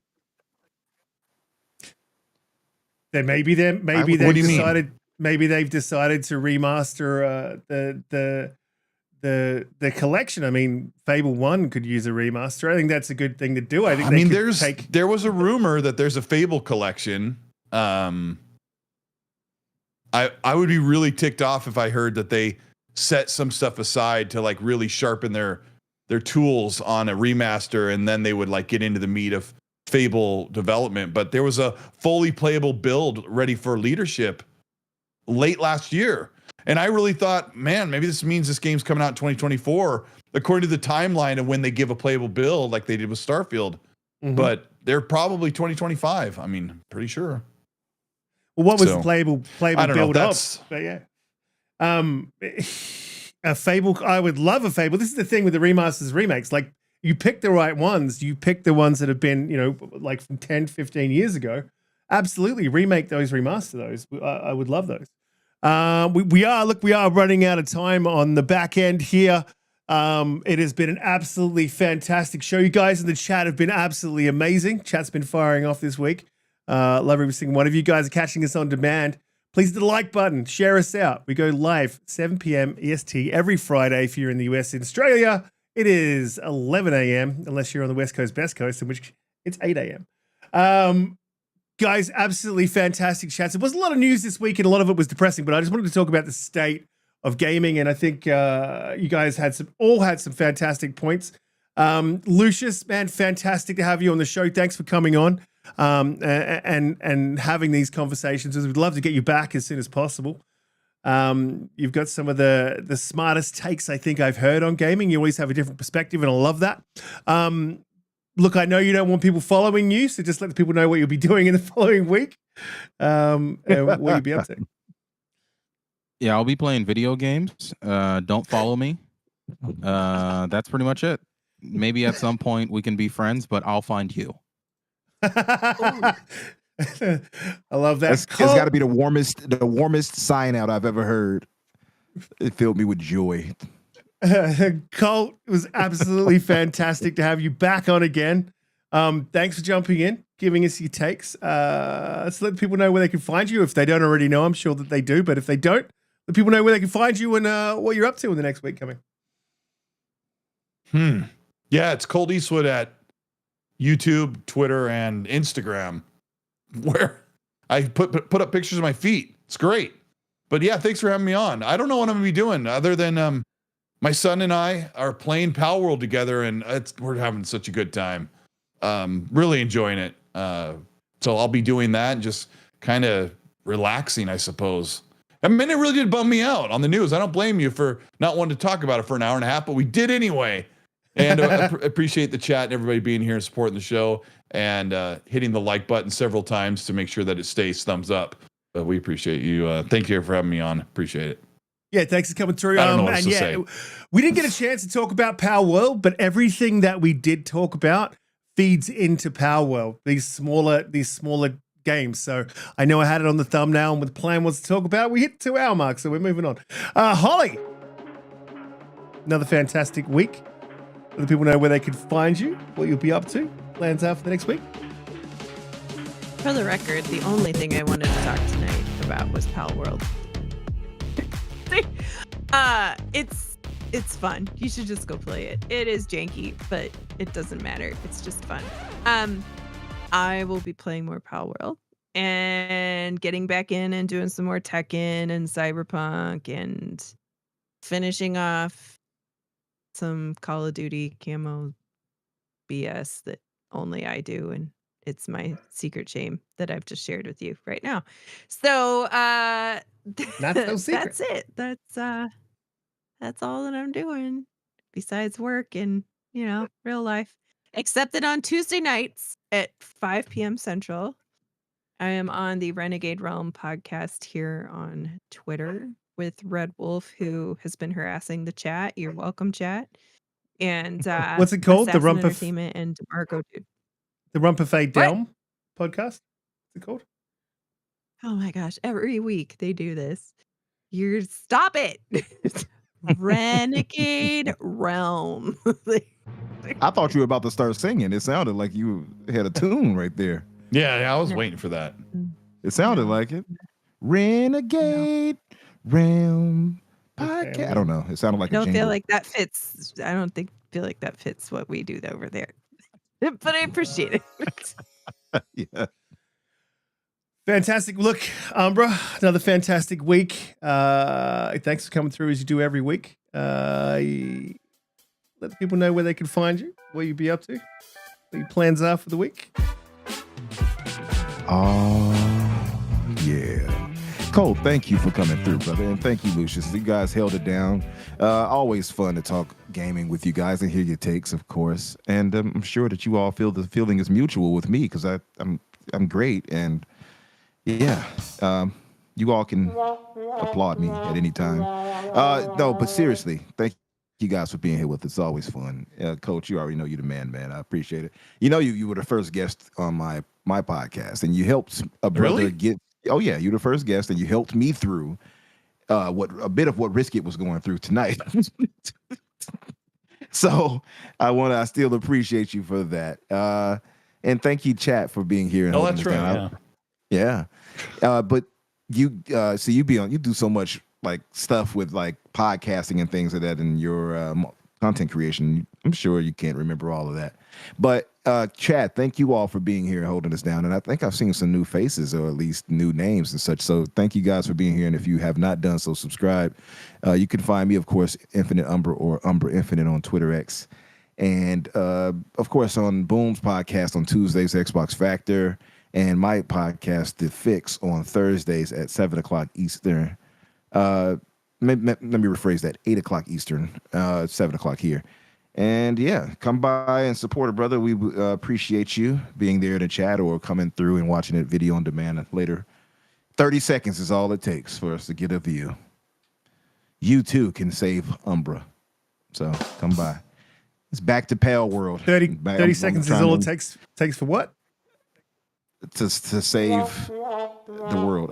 So you come by and support it, brother. Leave a like, leave a comment in there. It all helps. Coke can tell you. But yeah, back to Palworld and enslaving these pals. Let's do this.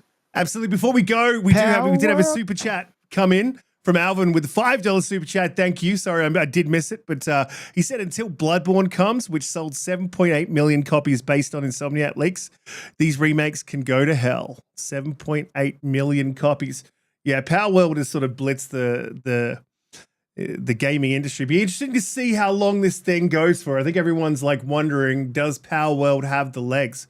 So I did want to talk about that, but we'll leave it till next week, especially because Blue wanted to talk about it. If it still exists next week, we'll talk about Palworld. Another Palworld thumbnail.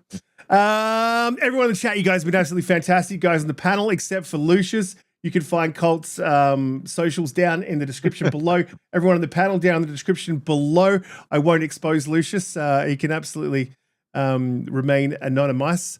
And guys, I just got a TV that plays 120 FPS. So I've been playing anything that has 120 FPS. There is a massive difference. I'm loving it. And we'll see you all next week at 7 p.m. EST Friday. See you guys.